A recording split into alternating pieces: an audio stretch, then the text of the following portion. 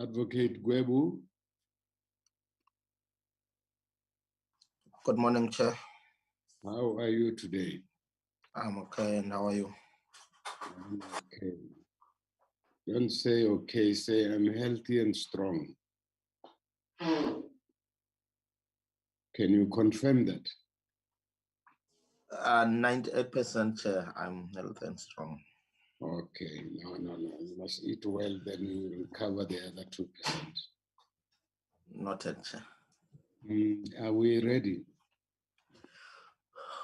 Trying to check on the attendance. Maybe we can just wait a little bit for quorum. Okay.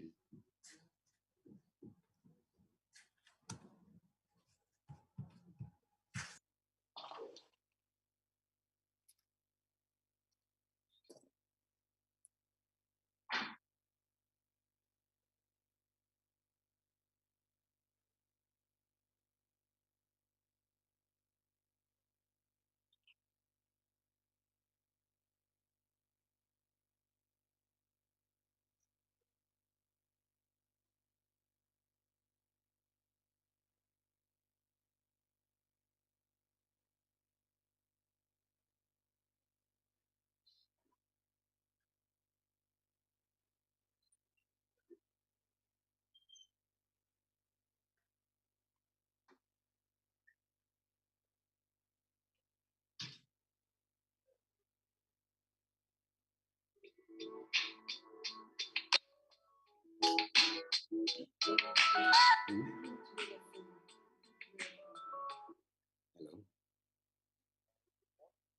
I'm in a meeting.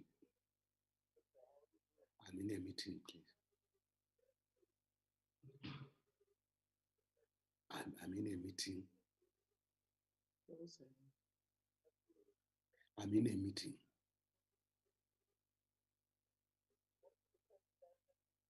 I'll phone you back. You may talk to me then. You may phone me. You don't do that.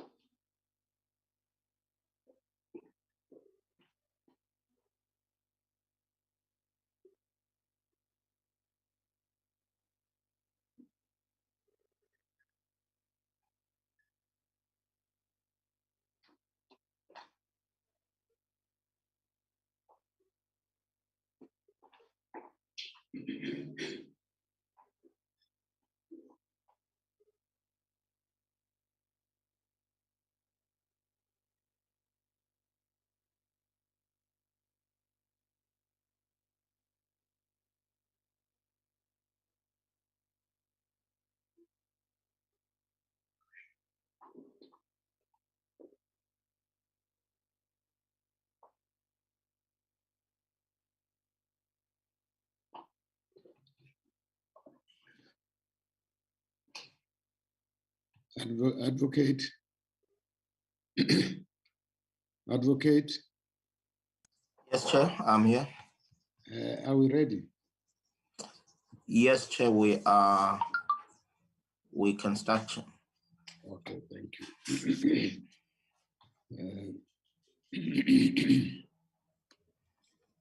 Honorable members, welcome to this meeting. We have 3 items on the agenda. It is 1, adoption of the minutes. 2, a presentation for parliamentary legal services, and then correspondence, if any. Those are the three items. And today's meeting will be the last meeting before we start with our engagement with the proposed text of the amendment. So it is important that we recall our agreement that parties should consult with their principals so that next week, when we start with the deliberations on the amendment, everybody should be ready because time is not on our side.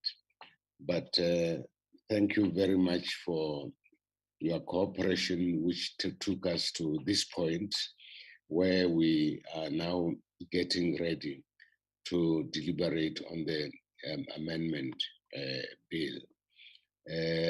Now we have a set of minutes dating back, I guess, to December, and then they will be presented.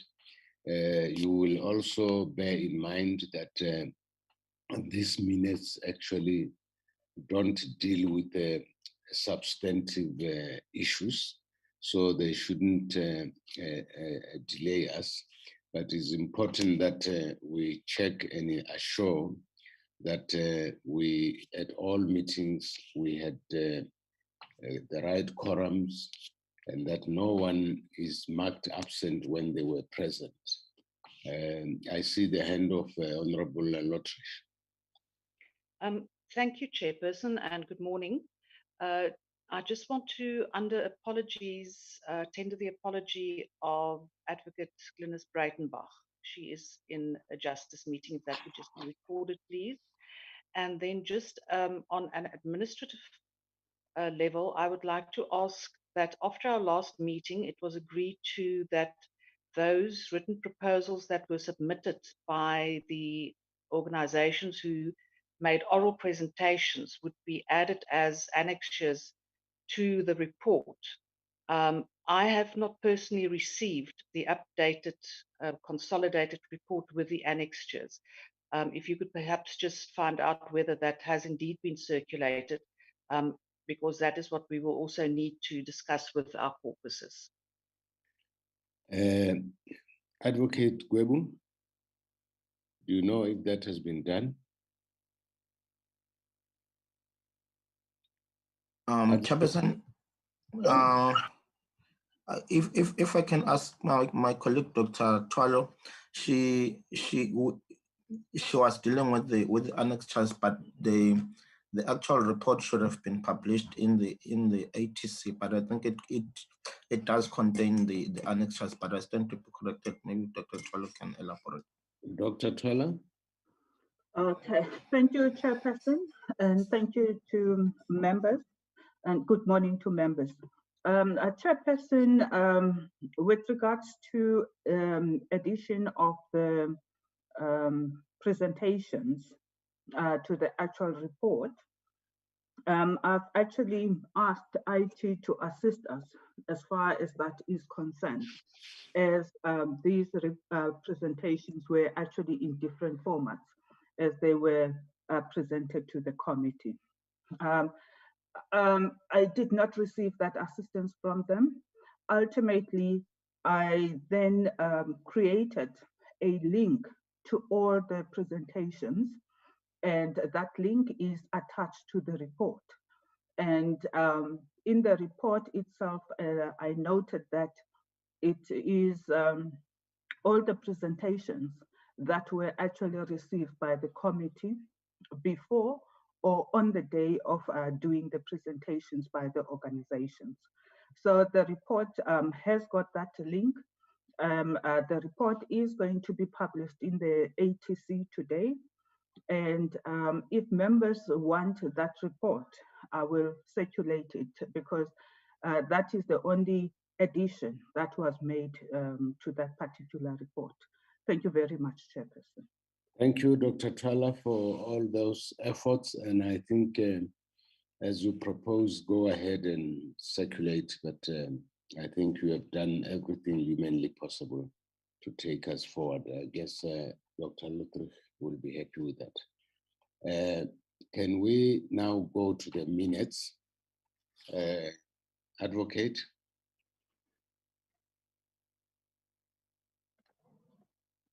Advocate? Okay, Chair. Can I confirm the minutes were circulated by my colleague Bonani Ramano? Can I confirm that the members did receive? We were meant to adopt them before the break, before the constituency break.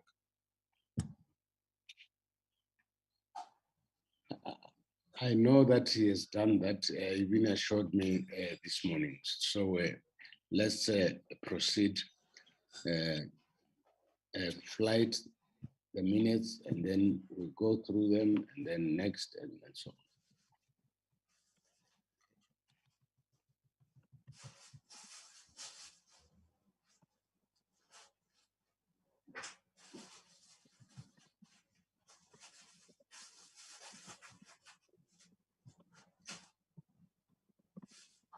Advocate? Okay, Chair. Yes, I'm attempting to flight them here. They may not necessarily be in the chronological order, unless if you want me to No, don't worry about the order, as long as all the minutes in question are presented. I've got on the screen the minutes of 2 November 2020. Can all see them? Yeah, I can see them. I hope all members can see that. Okay.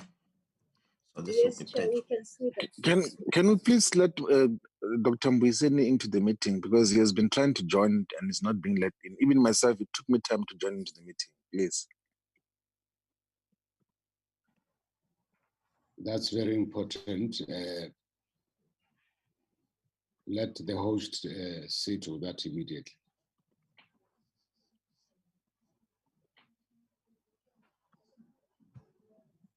Okay, I don't have Dr. Njozi. Okay, let me see. Okay. All right, yeah.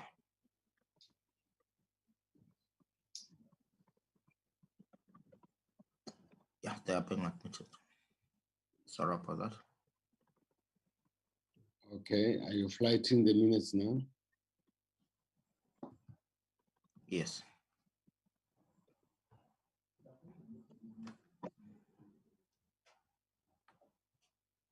Okay, is everybody who attended reflected here?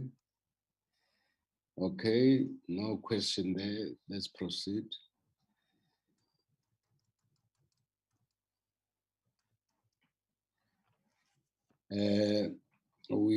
We are taking the minutes as read because they've been circulated. So we will expect corrections. So are there any corrections in these minutes?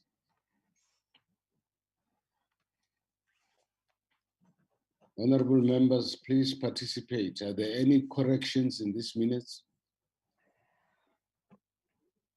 If there are no corrections, can we get a Honorable Suma? Thank you very much, Honorable Chair, and good morning, colleagues. I would like to move for the adoption of the minutes of the 2nd of November 2020, Chairperson. Thank you very much. Any seconder?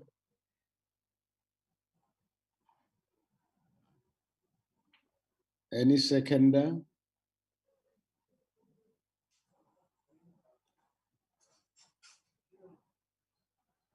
Honorable members, it is proposed, Honorable Ndobongwana. Thank you, Honorable Chair. I would like to second Honorable Lisima. Any counter? So the proposal has been seconded, and the minutes of the 2nd November have been duly adopted. Thank you very much. Can you fly to the next set?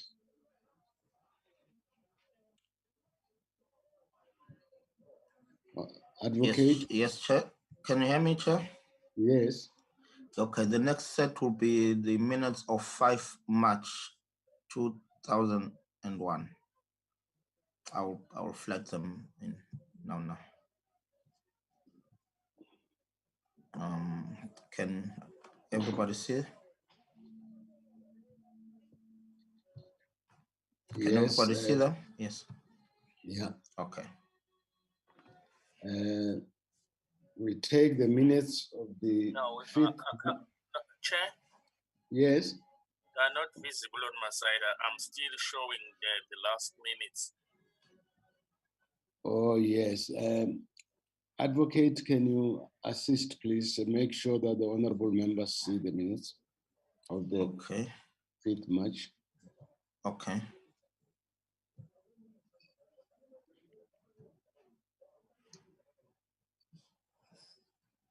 Okay. Honorable Gumede, can you now see the minutes? Correct. Ziambo, Chair. Ziambo. Okay.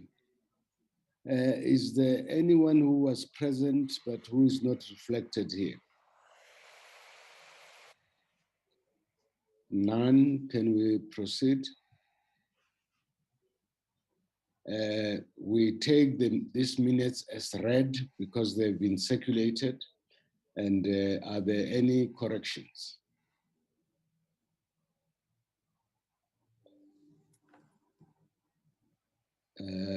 Proceed. Any corrections?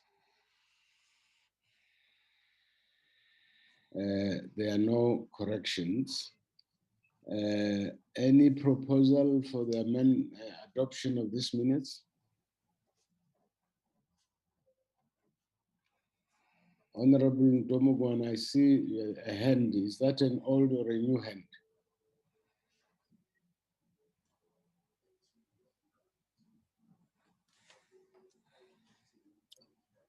Chair? Yes.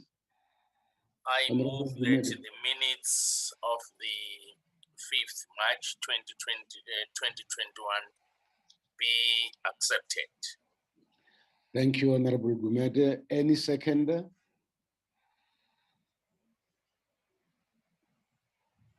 Any seconder?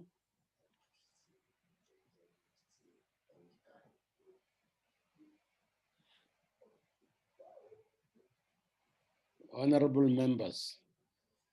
Any seconder? Honorable Ndobongwal? Thank you, Honorable Chair. I move to second the adoption of the minutes of the 5th of March. Thank you. Thank you, Honorable Ndobongwana. Any counter? No counter. The minutes of the 5th March have been duly adopted. Chair? Yes. We will move on to the minutes of 9 April 2021. 9 April 2021. Okay.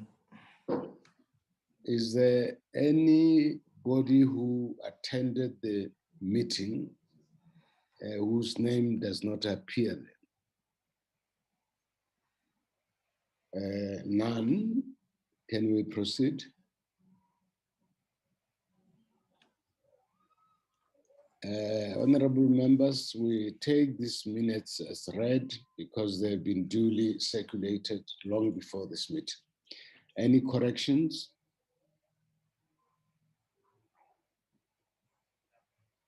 I see no hand. Can you move on?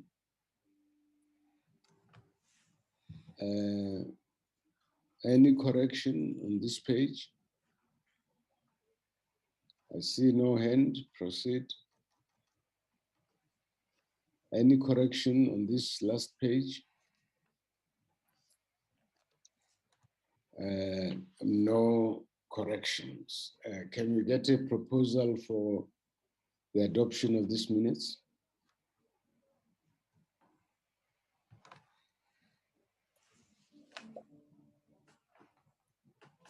I propose, Chair, that the minutes of the 9th April 2021 be adopted. Honorable Gumede, thank you. Any seconder?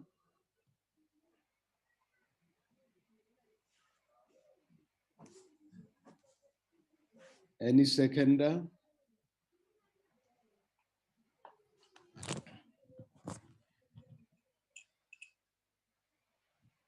Honorable members, am I audible? There's Yes, a Chair. proposal. Yes. Yes, you are. Perhaps, Chair, maybe instead of lifting a hand, a member who wants to second can just unmute and talk, because I can't see who is raising the hand because I'm flighting the screen. Okay, honorable members, any seconder? We can see the hand. You can proceed and second.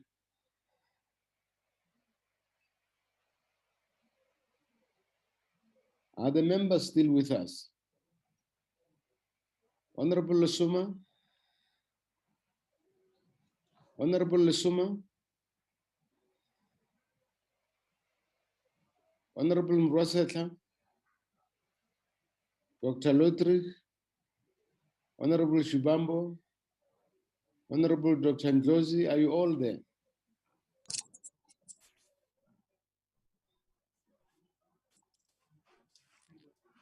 Advocate. Chairperson, I'm here. I can hear you. Where I don't are know. the members? Where are the members? They don't seem to be in the meeting.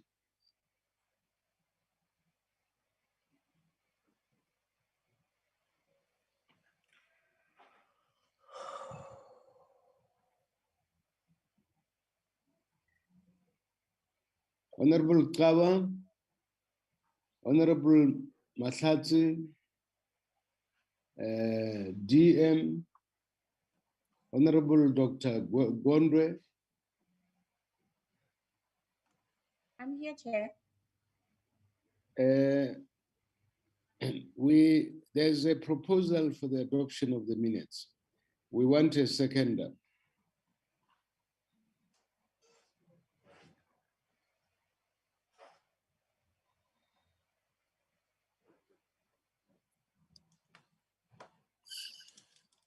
Honorable Masatsi.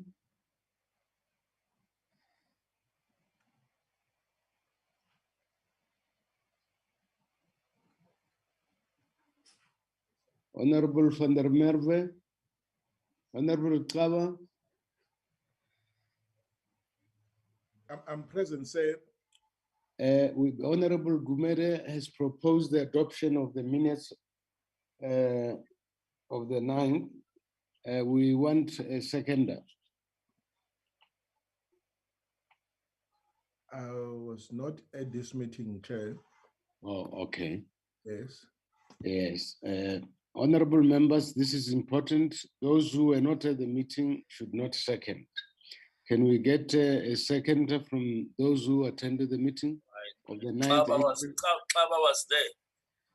He was there. Yeah, according to the minutes, he was there. Oh, yes, you are right. Honorable Kawa. Honorable Kawa. Yes, sir. I Chair, think, yes. Chair, I've just walked in. I second the minutes. Thank you very much. The minutes have been, the adoption has been seconded. Any counter?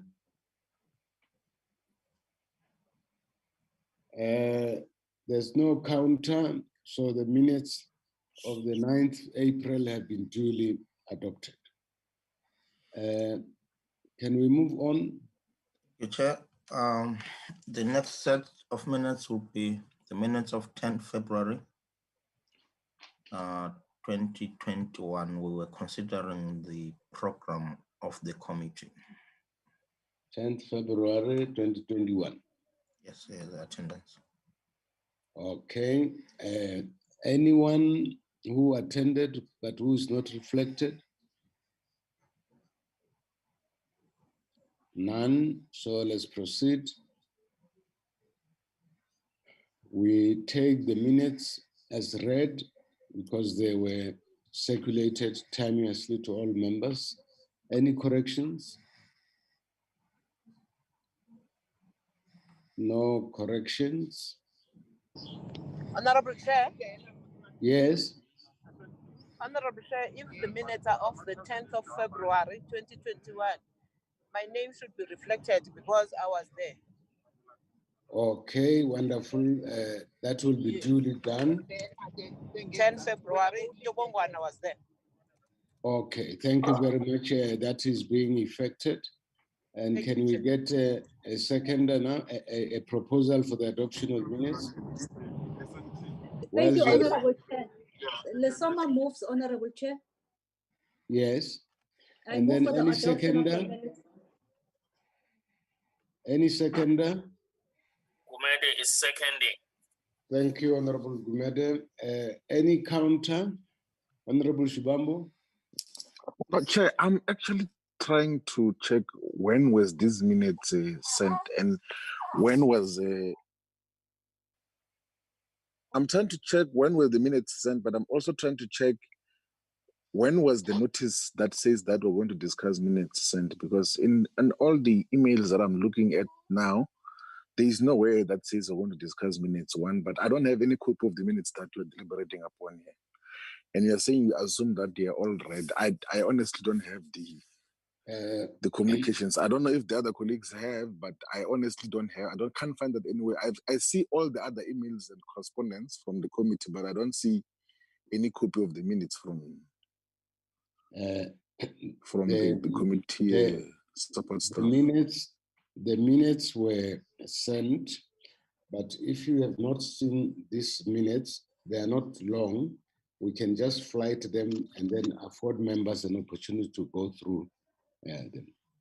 And also because the other thing, Chair, is that even the notice for this meeting says we're going to deliberate on the report. It didn't say we're going to approve minutes in terms of there's a high possibility that some of the minutes that we are adopting here might not be reflecting what was decided or deliberated, because we honestly did not get an opportunity to look through those minutes in terms of what got to happen. And you can go ahead. If there are issues that want to raise, we'll still raise them even later on.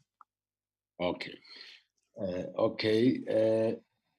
Can we get a proposal for the adoption of the minutes? We noted what Honorable Shmabo is saying, but it is true that the notice wrongly says we're deliberating on the bill.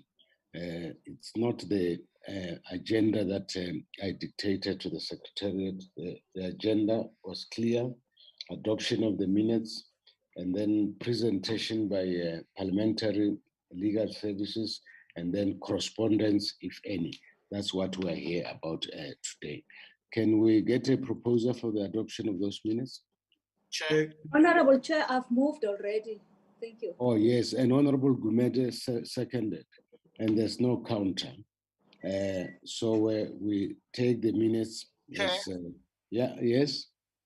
Chair, may we make it a kind of a principal position that when we start the meeting, we flight the agenda so that we all understand what is going to be discussed on the day. Why I'm saying that, Chair, because for me, I think this is the second time we are, in fact, attempting the minutes. Last time we deferred, we had a formal meeting and we deferred the consideration of the minutes. And we said we're going to discuss them at our next meeting, which then today is that following meeting after that meeting. So it will be unfortunate that even on that day, some other members would not have participated well, because it looks as if they did not receive the minutes. And if the agenda as well is not saying what we anticipated as members, then it's better that we make it just a principal idea that we flight the agenda and then we all agree and then we move.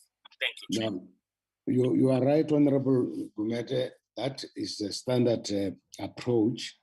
I think the challenge now could be that I've been working with Honorable Ramano, Advocate Ramano, but he has been called to the justice meeting. So Advocate Gwewu was not involved in our discussion. So hence the problem of the agenda. So we please excuse us for that. But I think I stated right at the beginning what the agenda is, but it was not flighted. But I did state it for the record. So can we move on to this minutes of the 12th February 2021 have been adopted? Can we move on to the next set? And the next set, Chair, is okay. Chair. Honorable Shwambu. I'm thinking that, you know, the fact that the notice of this meeting said we're going to deliberate on something else and we're discussing something else is not an insignificant issue.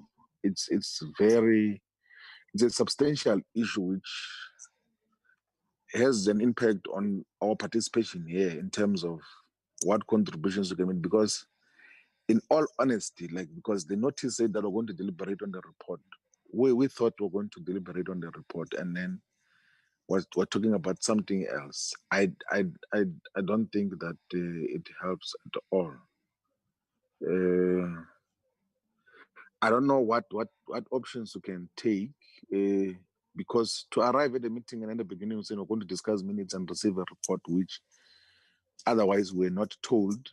We're convened in a meeting to deliberate on the report which was sent, and we thought that is what we're dealing with, and now we're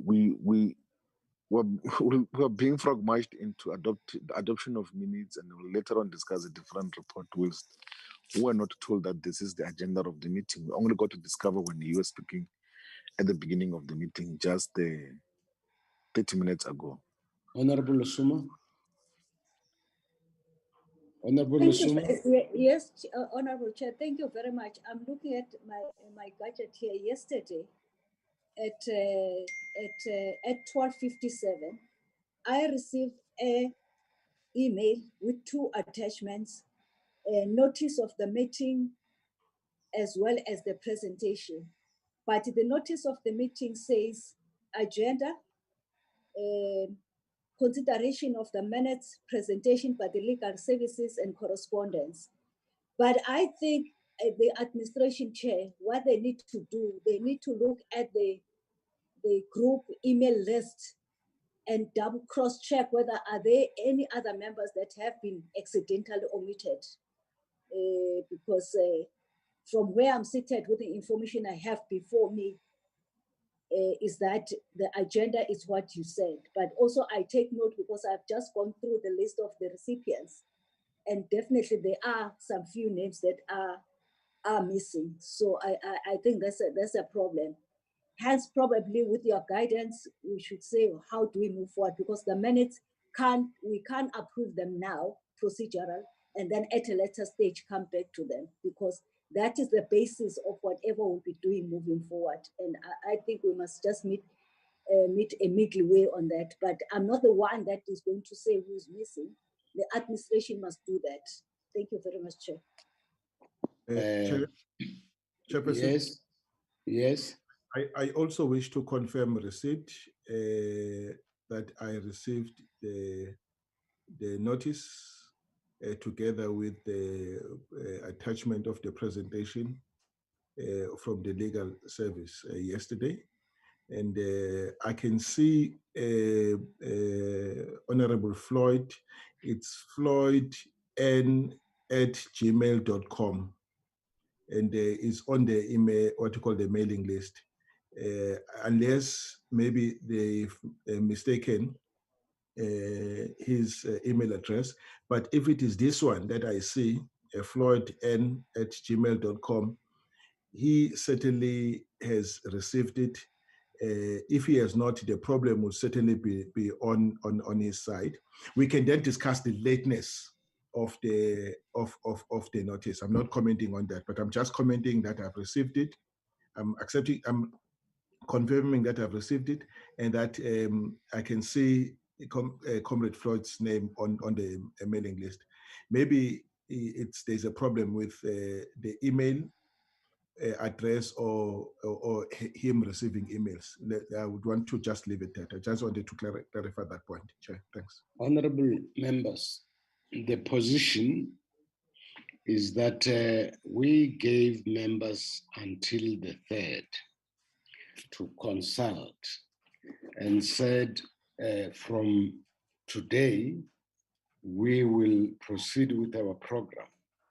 But we found it prudent that we can proceed with the program without adopting the minutes and receiving a report from Parliamentary Legal Services, so that next week when we convene, we really focus on the text.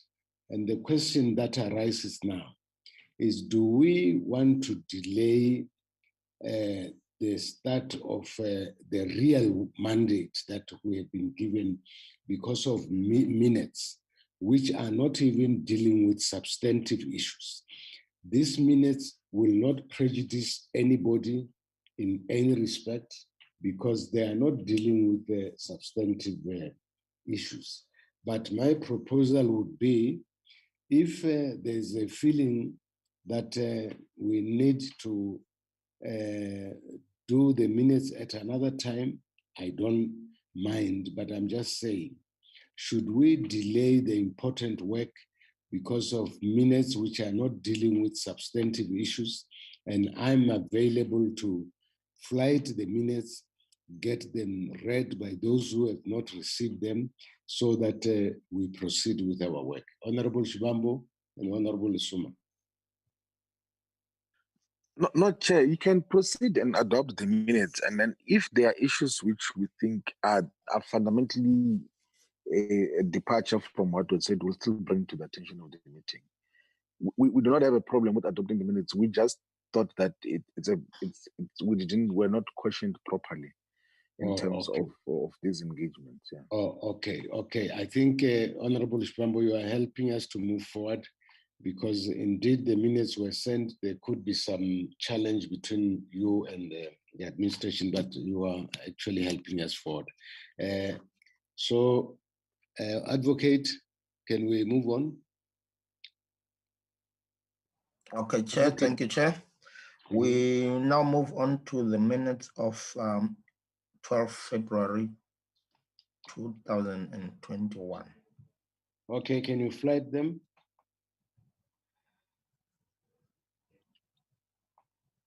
Is there anyone who was in the meeting who is not reflected? None. Can you move on?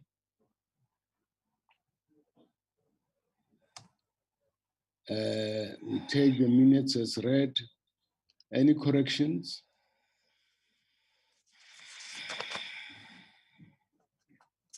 No corrections. Any proposal for adoption?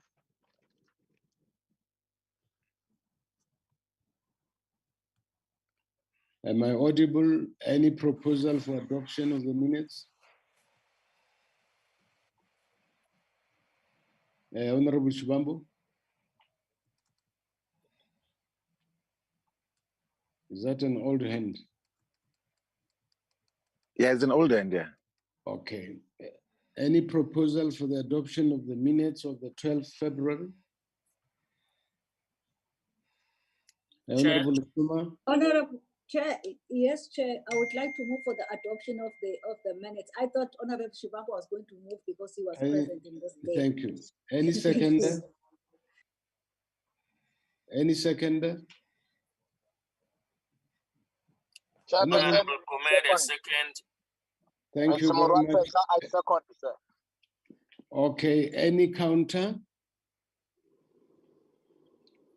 No counter. The minutes of the 12th February are duly adopted. Thank you.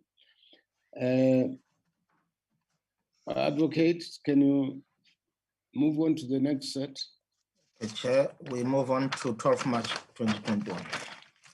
Minutes of the 12th March. Is everybody who was, is there anybody who attended who is not reflected on the minutes? None. Can you proceed, Honorable? Again, we are taking the minutes as read. Any corrections? Chair, Lesoma, I'll just check my diary because I don't remember missing any meeting. I'll come back because I can see that I'm not even having an apology on my name. It's like I didn't exist. And I've never missed any meeting. Advocate. President, I will check the register, but I remember one meeting where Honorable Lisoma came in when the meeting had just ended. Maybe this could be, but I will double check. But I agree that she has been present in all the meetings. But there was this one particular meeting when she logged in. I remember we were having a staff meeting after the main meeting, but I can double check that. It's just that now that disadvantages her because then she can participate on this. But anyway, any proposal? Chair, Honorable Chair, it's Ndobongwana. I was also present on the 12th of March, but my name is not appearing here. Advocate, can you correct that? Okay, Chair, I will have a look at the register, Chair. No, Honorable Advocate, she says for certain that she was there. Okay. I've noted that, Chair. Okay. Any proposal for adoption? Chairperson, Honorable I move for the adoption of the minutes. It's Muratset. Thank you, Principal. Any seconder?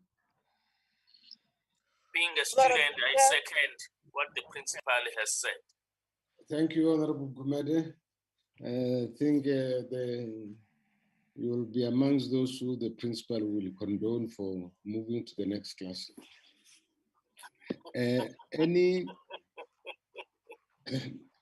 Any counter? No counter. The minutes of the 12th March are duly adopted. Can we get to the next? Thank you, Chair. We move on to 19 February 2021. 19 February 2021. Anyone who attended who is not reflected?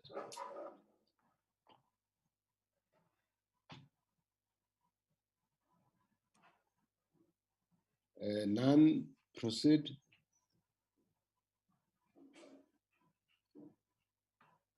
We again take the minutes as read. Any corrections?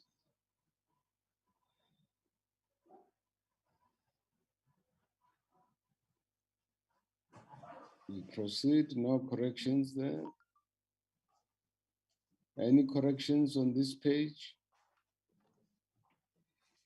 No corrections. Can we have a proposal for the adoption?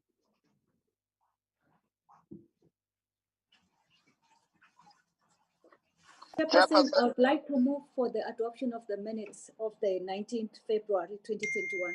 Thank you very much. Thank you, Honorable Lusuma. Honorable Rasata, your hand is up. Yeah, I want to second the mover. Thank you, Honorable Rasata. Any counter? No counter. The minutes of the 19th have been duly adopted. Thank you, Chair. We move on to 23 March 2021. 23 March 2021.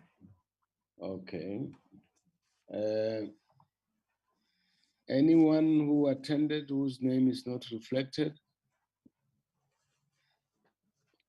None. Proceed. Proceed. Any corrections on this page? None. Proceed.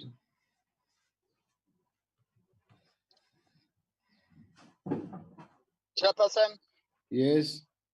my hand is up. I want to rise and move that these minutes be adopted as a true record of what transpired. Let's first check if there's no correction on this page. There is none. So Honorable Murasata is moving for adoption. Any seconder?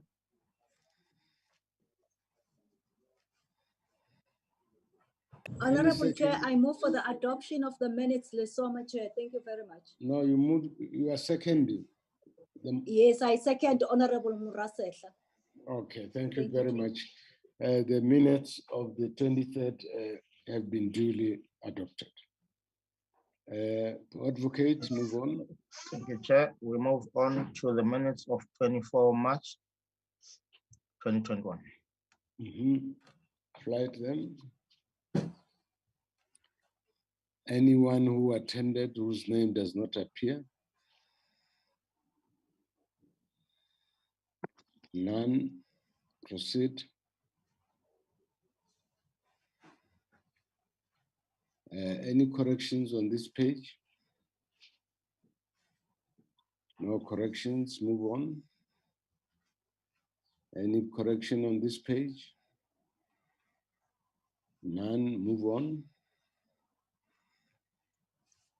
Any correction on this page?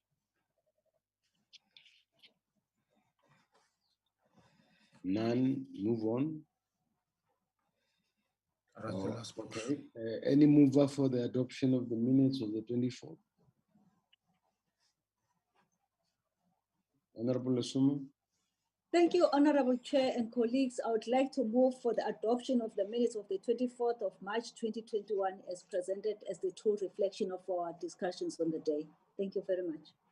Thank you. Any seconder? Honorable Gumede. I second the adoption of the minutes. Thank you.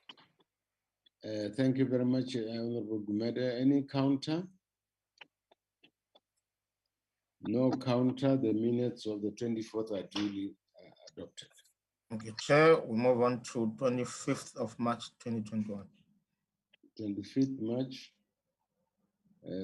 Anyone who attended whose name is not reflected?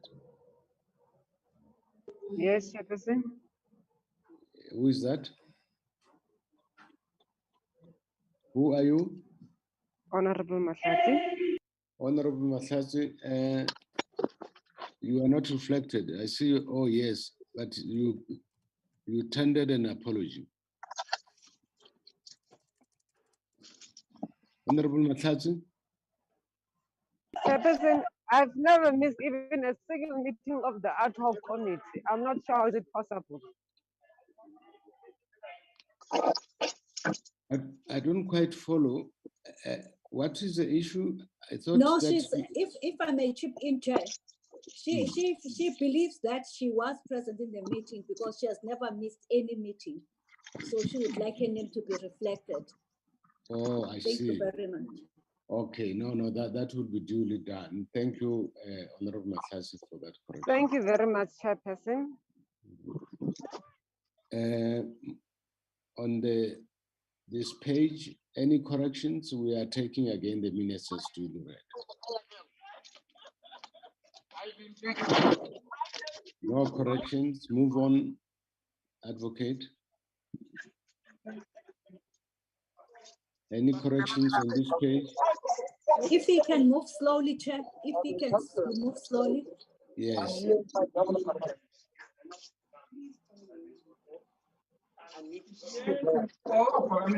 Any correction on this page? Move on slowly. A point of order, Chair. Chairperson. Okay. If honorable members can mute, because we can't hear you, because we're battling, there's some background talks as well. Honorable members, it really creates a very bad impression if there seems like there's another meeting elsewhere in the same meeting. It's a person who is using Galaxy S20 Plus. I don't know who this person is. Who has got? So we have got a council meeting today. No, I hope the person has gotten the message. So let's not bother him or her. Any corrections? None. Move on. Any corrections here? None. Move on. Any corrections on this page? None. A proposal for the adoption of these minutes? Honorable Lesoma. Thank you, Honorable Chair and colleagues. I would like to move for the adoption of the minutes of the 25th of the third month of 2021 as the true reflection of what transpired on the day. Thank you very much. Thank you, Honorable Lesoma. Honorable, any seconder? Honorable Mathazi? Can I second, Chair, even though I'm written as a question mark on the minutes? If I'm was duly present, I second the minutes. No, you are not a question mark. I think it's the operator that your issue has been sorted out, that you are present. Yes, Chair, confirm. Thank you very much. I second the minutes, Chair. Thank you very much. Any counter? No counter. The minutes of the 25th of March are duly adopted. Advocate, can we move on? Chair, we move on to the minutes of 26 February 2021. I'll flight them in a minute. 26 February. Can you flight them?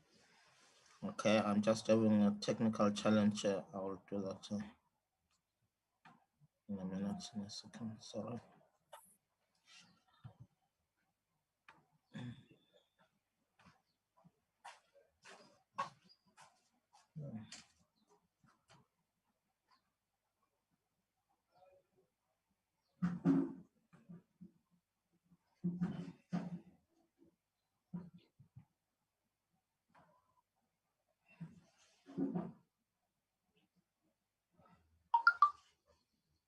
Advocate? Yes, Chair, I'm struggling a bit with, okay. There we go. Okay. Anyone who attended this meeting whose name does not appear there? None. Move on. We again take these minutes as read. Any corrections? No corrections. Can we get a proposal for the adoption of these minutes?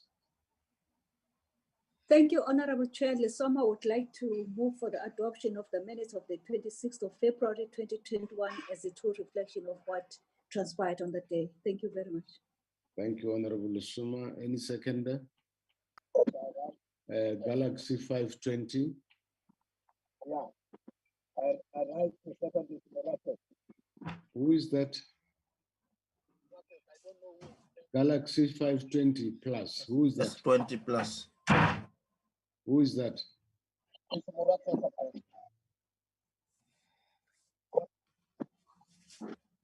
Chair, it's Honorable Murat Seslache. Oh, okay. Is it seconding? Yes. Thank you very much, Honorable Murat Setlam. Any counter? No counter. The minutes of the 26th February are duly adopted. Move on. Thank you, Chair. We're going to move on to the minutes of November 27 November 2019. I think, Chairperson, this was when was before we did public hearings. I think we invited the Department of Trade and Industry. Okay. To come and brief the committee. Anyone who attended who is not reflected? None? Can you move on?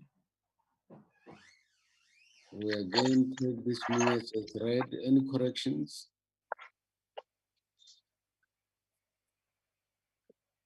No corrections, move on.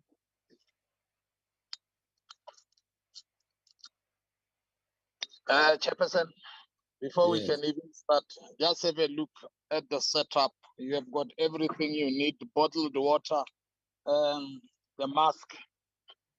Yeah. This is the legacy we left. Thank you. Can we move on? Any corrections on this page? No corrections. Can we get a proposal for the adoption? Thank you, Honorable Chair. It's Lesoma.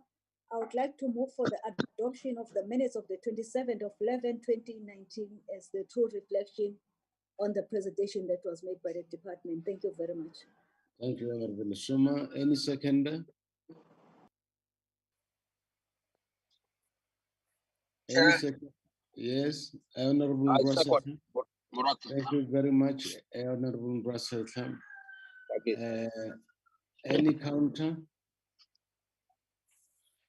I will switch off when we start. Counter. The minutes of the 27th November are duly adopted. Advocate?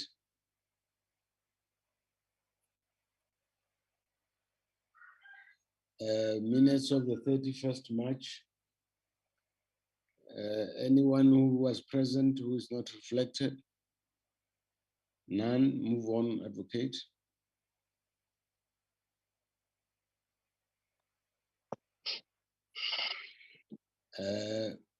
We again take this as read. Any corrections? No corrections. Move on.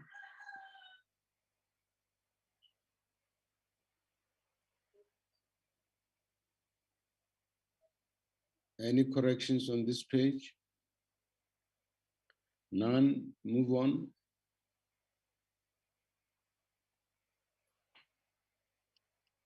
Any corrections on this page? None. Move on.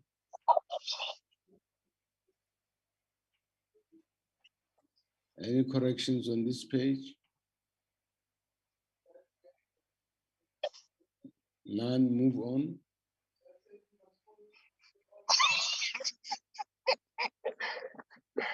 This is my chair. Yes. Any corrections on this page, Principal?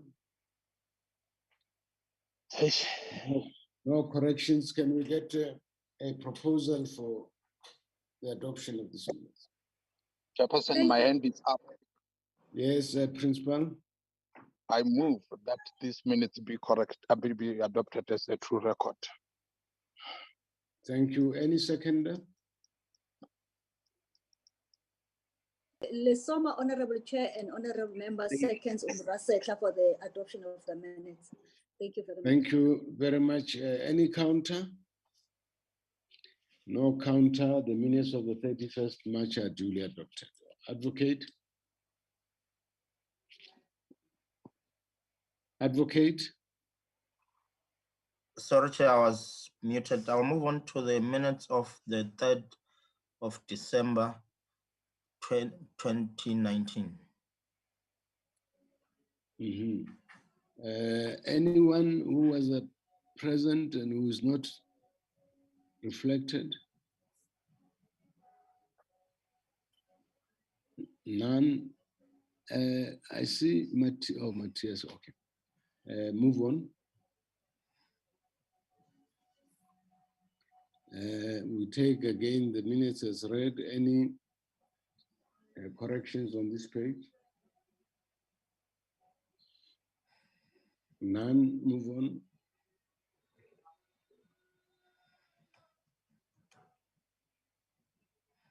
Move on. Okay, any correction on this page? None, move on.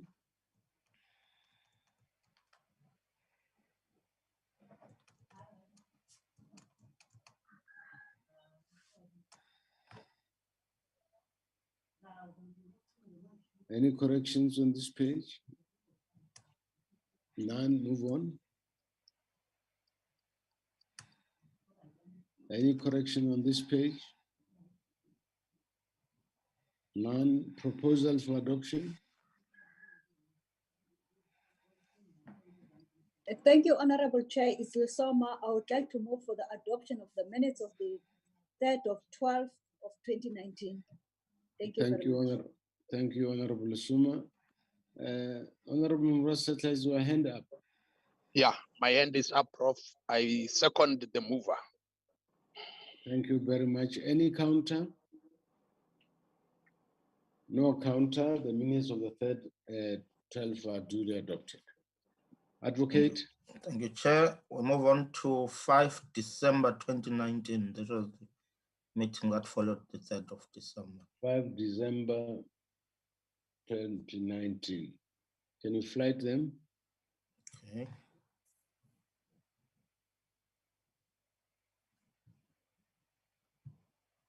Anyone who attended who is not reflected? None, move on. We again take the minutes as read. Any correction on this page?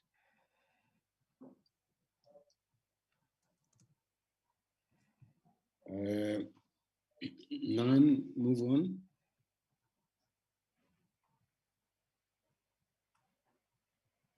Any correction on this page? None. Any mover for adoption?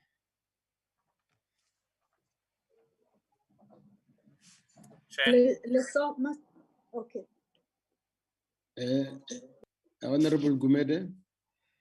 I move that the minutes of the 5th December be adopted as a true reflection, Chair. Thank you, Honorable Gumede. Any seconder? Honorable Kawa? He can't chair Lesoma. Thank you very much. Oh, thank Lesoma you. seconds, yes. Any counter? No counter. The minutes of the 5th December are duly adopted. Advocate? Thank you, Chair. This was the last set of minutes as was circulated, Chairperson. Thank you very much.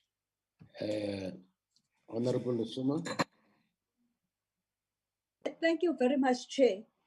I've just checked on my diary and also on my boarding pass. Advocate Kwebi was correct, so I was not present because I joined the meeting after it has been adjourned. Thank you very much. So my name has to be taken out on the minutes of the 12th of the 3rd, 2021. But you did not move anything, eh?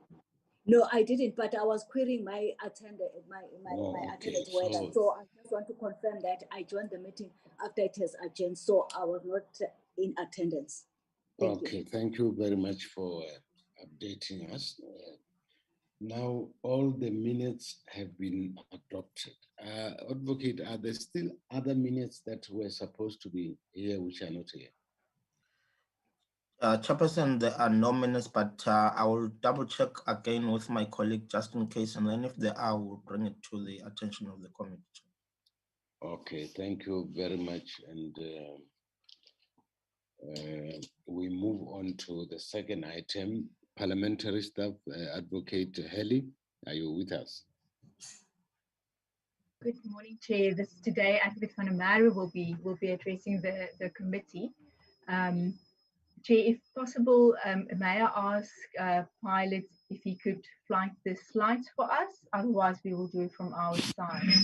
Before he does so, honorable members, I repeatedly said that if you put 100 lawyers under one roof, you can get 100 different opinions. So the purpose of this presentation is not for us to agree or disagree with the interpretation. These are the observations and opinions of the parliamentary legal staff. And we accept that as we move to the discussion of the text, different political parties may have opinions from their own lawyers, and they are entitled to do so. So we will ask questions of clarity so that we then complete the process by getting this presentation. So proceed, Advocate Andermatt. Thank you so much, Chair. Okay, I don't see the slides yet, so we will share them from our side. Great. Okay. Maybe to be fair, it will be best if you share them from your side. I've given you the powers to fly it from your side. I'm so sorry to interrupt. Can you give me access to share? It's Talana. It's Talana, okay. Good morning, members. Yes, can you give me the access? Okay. And then I'll share it from my side. Okay, Talana is done. Sure, thanks. Thank you, and apologies for that administrative dirty washing on the platform. Thank you, members, for this opportunity. And what we actually just want to do is to highlight to members. You will recall, and if I may just at the start, if members would bear with me, I'm going to turn my video off because I'm getting messages that my bandwidth is problematic. So that's also why I'm asking Delana to share the slides. So members, on the process of a committee bill, there is a requirement in Rule 275 of the National Assembly Rules, in paragraph B, that the committee must give the relevant departments in the National Executive Authority or Executive Organ of State in the national sphere of government sufficient opportunity to make submissions to the committee. So this committee has, in fact, then looked at at a couple of departments. In fact, 4 departments came to talk to this committee. And we then looked at both what they presented in the committee itself, but also their written inputs. So if we can start with agriculture, land reform and rural development, there were 3 main inputs. The first one dealt with the role of the executive versus that of the courts. Now, this is also something that came up in the public submissions. And there was a concern that there is an interpretation that the courts may have to be the first port of call when any decision is made on nil compensation. And in our previous presentation to the committee, we indicated that that was not the intention.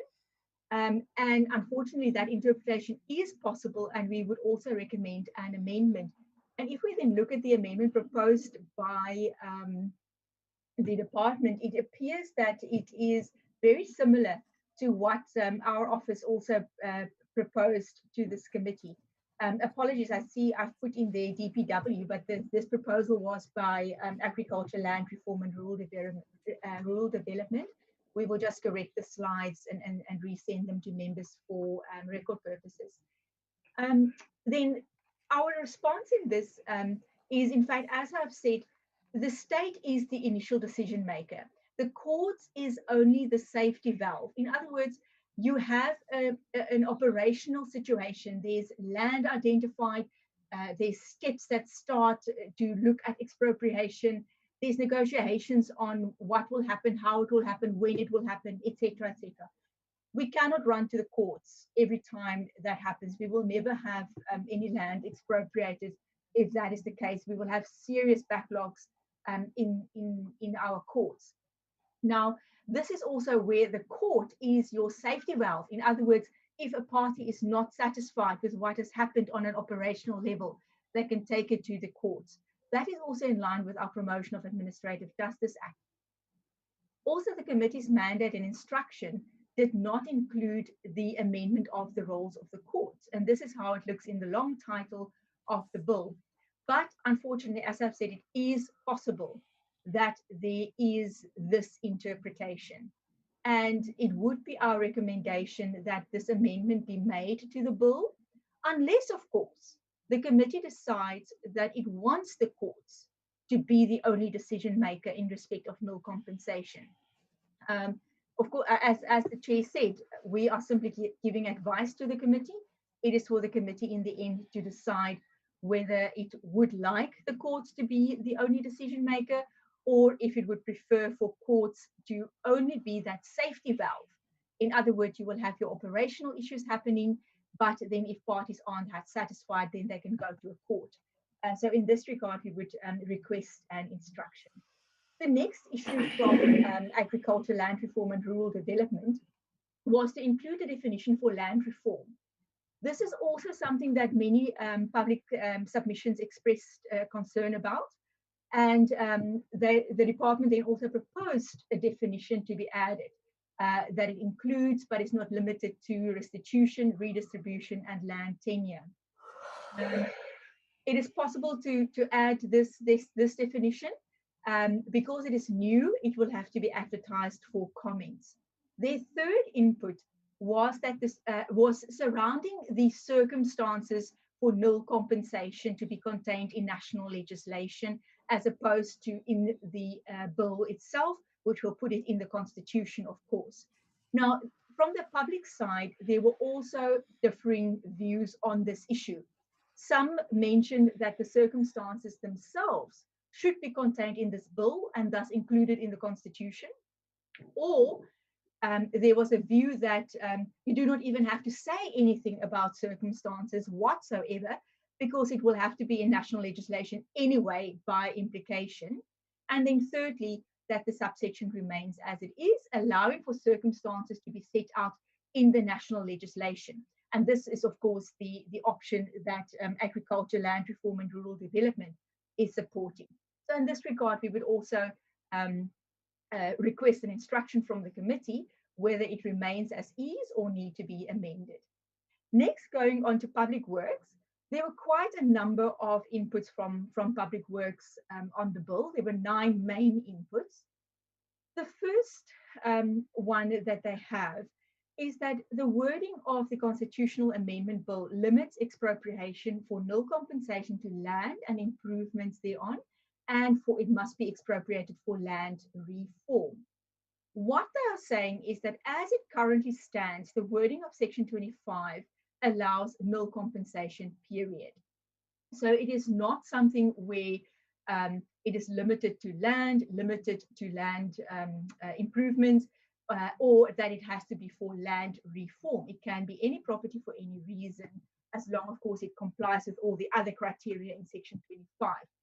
Now, the bill was drafted as it is because the mandate of this ad hoc committee was specifically in relation to land reform. So with the land, circumstances it is clear that there are circumstances in which it would be just and equitable to expropriate against nil compensation because of the history attached to land. So it is for this committee to decide, of course, whether it wants to keep the bill as it is, reflecting only in respect of land, in land improvements, and expropriation for land reform, all of those elements together, or if the committee wants to make it broader. That is possible. Of course, we will have to advertise if we make it broader. So in this regard, also an instruction is required. The next input from Department of Public Works is again also the role of courts. I'm not going to say more about this. It reflected very much the same as Agriculture and Land Reform, their comments. Then there was a comment that the fact that the bill reads as it is, it actually causes the ambit of subsection 8 itself to be logically problematic. Now, from our side, having considered the wording of the draft bill again, we are of the view that the draft bill does not affect subsection 8 at all.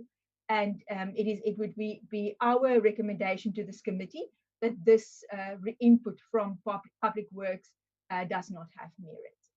The next input from Public Works related to the placement of the amendment. Basically, what they are saying is that it should rather be a separate subsection. Now, this is possible. As the chair indicated, so many lawyers, so many opinions, I suppose so many drafters, so many possible ways to draft. The reason that we recommended a proviso is because it is a bit difficult if you do a standalone subsection. You need to put a lot of wording in to make sure that you cover everything, whereas a proviso simply makes it clear that there is a slight change or a slight limitation or an expansion placed on the wording that precedes that proviso. So the wording that is proposed by Public Works, we have a couple of concerns about it. It's not clear what things refer to.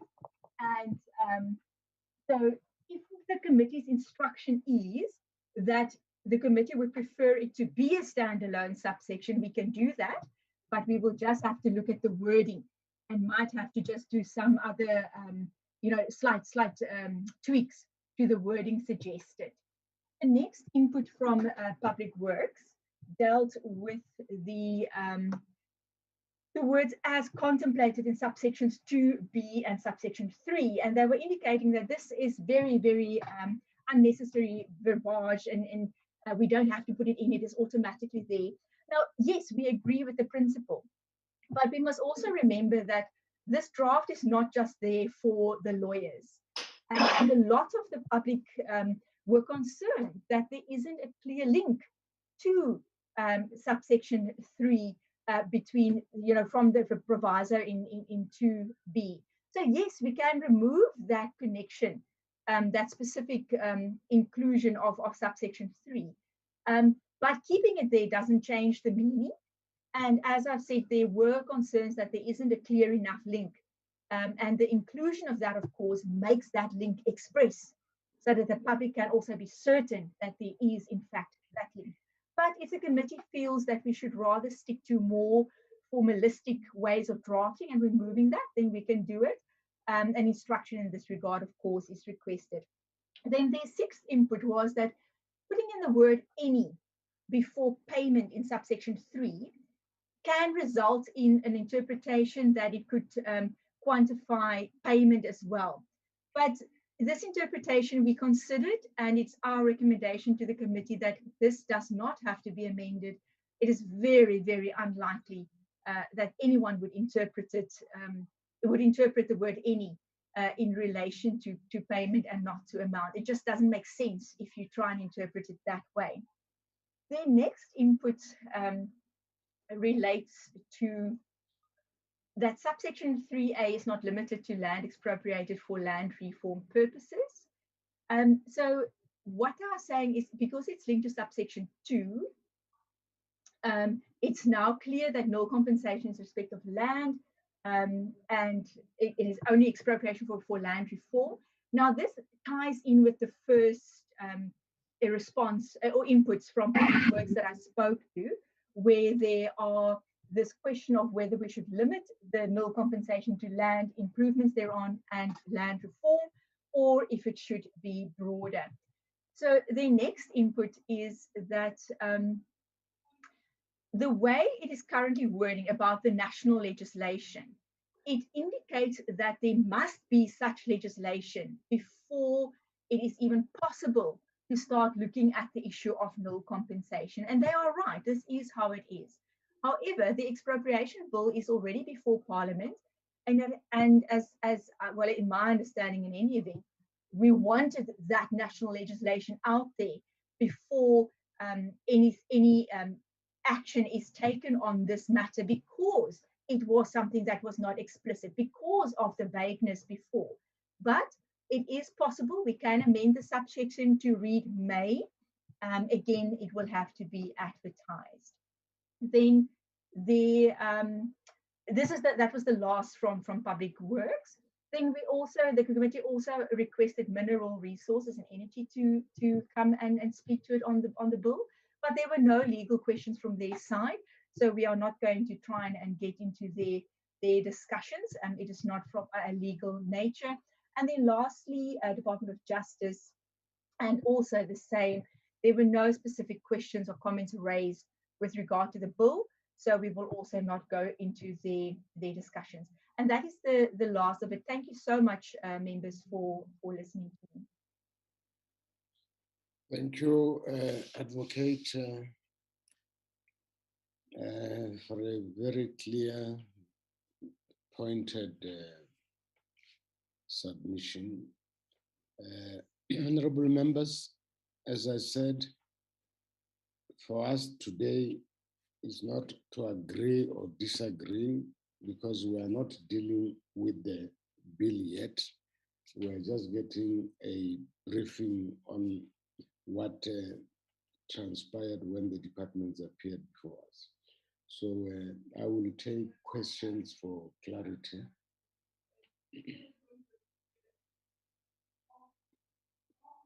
I don't see any hand.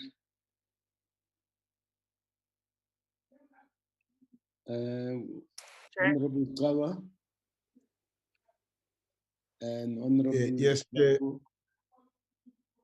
Yeah. Yes, Chair. No, thank you very much.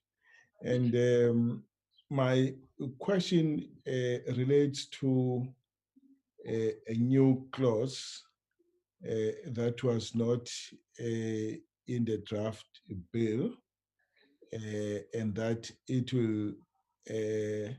will have to be advertised for comment. Do you have a process in mind? Thanks. Honorable Shibambo. No, thanks, Chair. I honestly don't understand the role of the legal briefings that are coming from the Parliamentary Legal Office. In most instances, it doesn't appear comfortable. It doesn't seem to be the most helpful for this process that we're engaged in. Maybe I'll be clarified if this question is answered. In the current bill, are we going to delete subsection 7 of the Constitution that speaks about 1913? And where do we deal with the aspect which, when we first resolved on establishment of the Constitutional Review Committee, we said that the resolution of Parliament said that the issue of custodianship and land tenure must be looked into as part of this process. Where in this bill do you deal with that aspect? Because that is what Parliament mandated us to do. It looks like you're busy with something else other than what Parliament has mandated us to then deal with in this process. Let's get the response to that process, and then I'll make my own observations in terms of my view of this legal office. I don't see Honorable Kaba. Do you want to come back? Is that an old hand? Old hand, sir. My apologies. I'll lower it now. Okay. I don't see another hand, and then I'll allow another advocate to respond to this, and whilst others are still making up their minds. Thank you, Advocate. Chairperson. In respect of publication, calling for comments, what normally happens is your first call for comments is quite a big exercise, as this committee has experienced.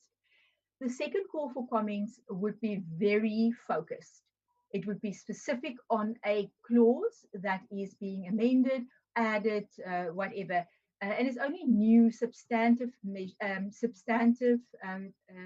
changes or additions that has to be so advertised.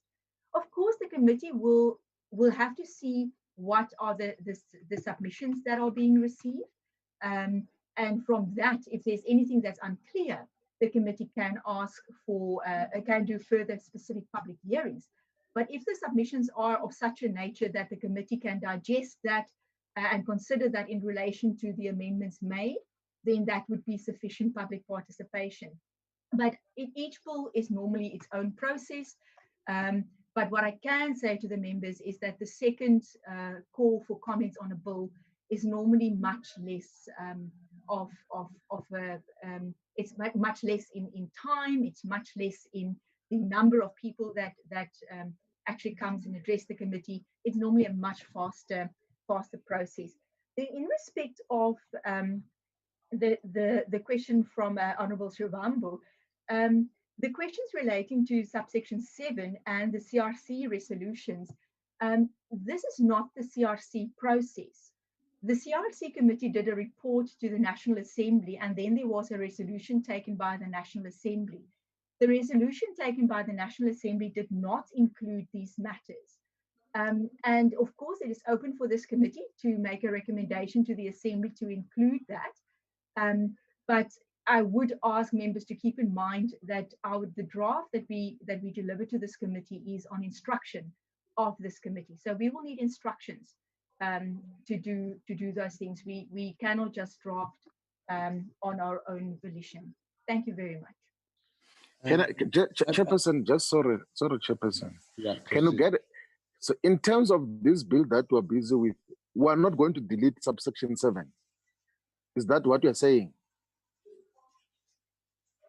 We're not permitted to delete subsection 7, which says that the land which was taken post 1919 June is the one that is due for a restitution or a distribution. We're not going to touch that. Then if we're busy, if that is the approach, then we're in a useless exercise. And I think that as the EFF might as well pull out of this thing. It's a nonsensical approach. If that is the case, if we're not going to deal with subsection 7, if we're not going to deal with the issue which the original mandate of Parliament said that we must look into the issue of the state being custodian of all land, you must go and read the first resolution in that regard. If that is not what we're busy with here, then it means we're chasing a wild goose. That is what basically we're busy with. And we can't be part of a process that is deliberately being hijacked for different purposes. It can't be. How do you deal with the land question in South Africa without dealing with the issue of 1913, which is in the Constitution? That is the biggest sell-out position in the Constitution of South Africa. And how do you ignore that? Honorable Shivambu, as I said, let's take this as the opinion of parliamentary legal services and not as a conclusive position, because there will be other opinions. But also, I just want to, as a follow-up, to say, if you say you are expropriating land, by implication, it means you must place that land into somebody's hands. And I think that relates to what Honorable Shivambu is saying about custodianship. You can't take something from me when you have nowhere to take it to. So can you just refresh our minds? What are you saying there?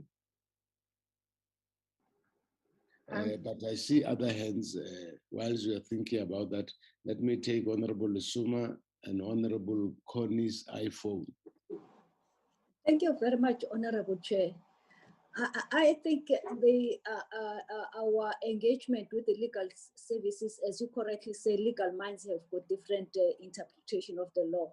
However, parliamentary legal services, if anything happens, they are the ones that needs to also to defend our final product, as it were, my understanding. Then my question would be in terms of our mandate. The way I understood it, it didn't specify which clauses we must deal with. We were requested to amend section 20 to make what is implicit explicit. It was not directing us to certain clauses, but section 25.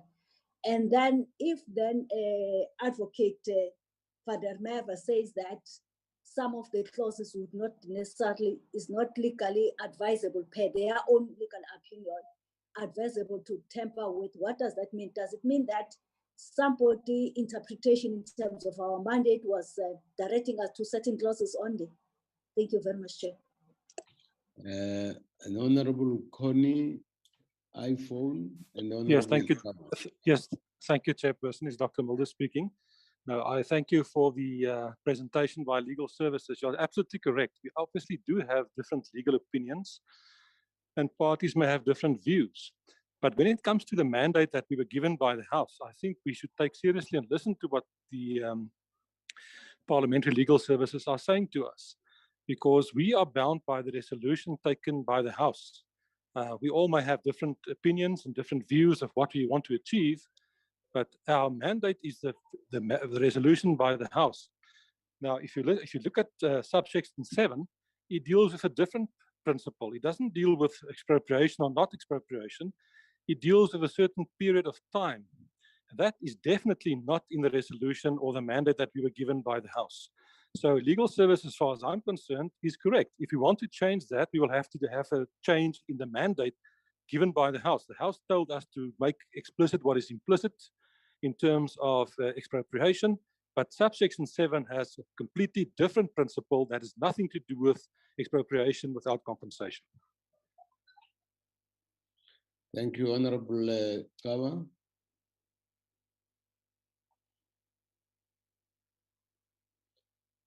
Honorable Kawa. Yes, Chair. No, thank you very much. Chair, that I have two questions. One is a follow-up to the question I raised earlier, that on the advertisement, the advocate says, of course, the advertisement on the new wedding would be less extensive, but it is the call of the committee. And now we undertook public hearings. Isn't that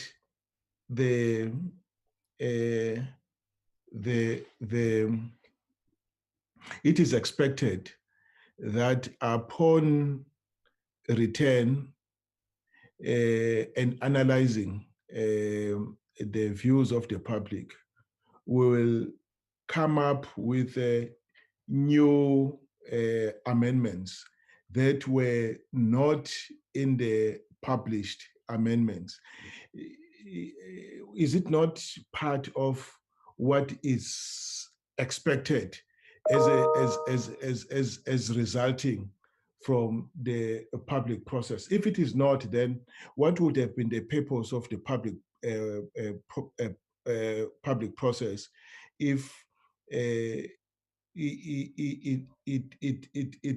it does not influence the parliamentarians this way or that way, which will then be reflected in either introducing things that were not in the published bill, or taking a different decisions from what, or making different proposals from what they were in the gazetted bill. I'm saying, it's either we say, no, their comments, if they are outside the bill, they are not,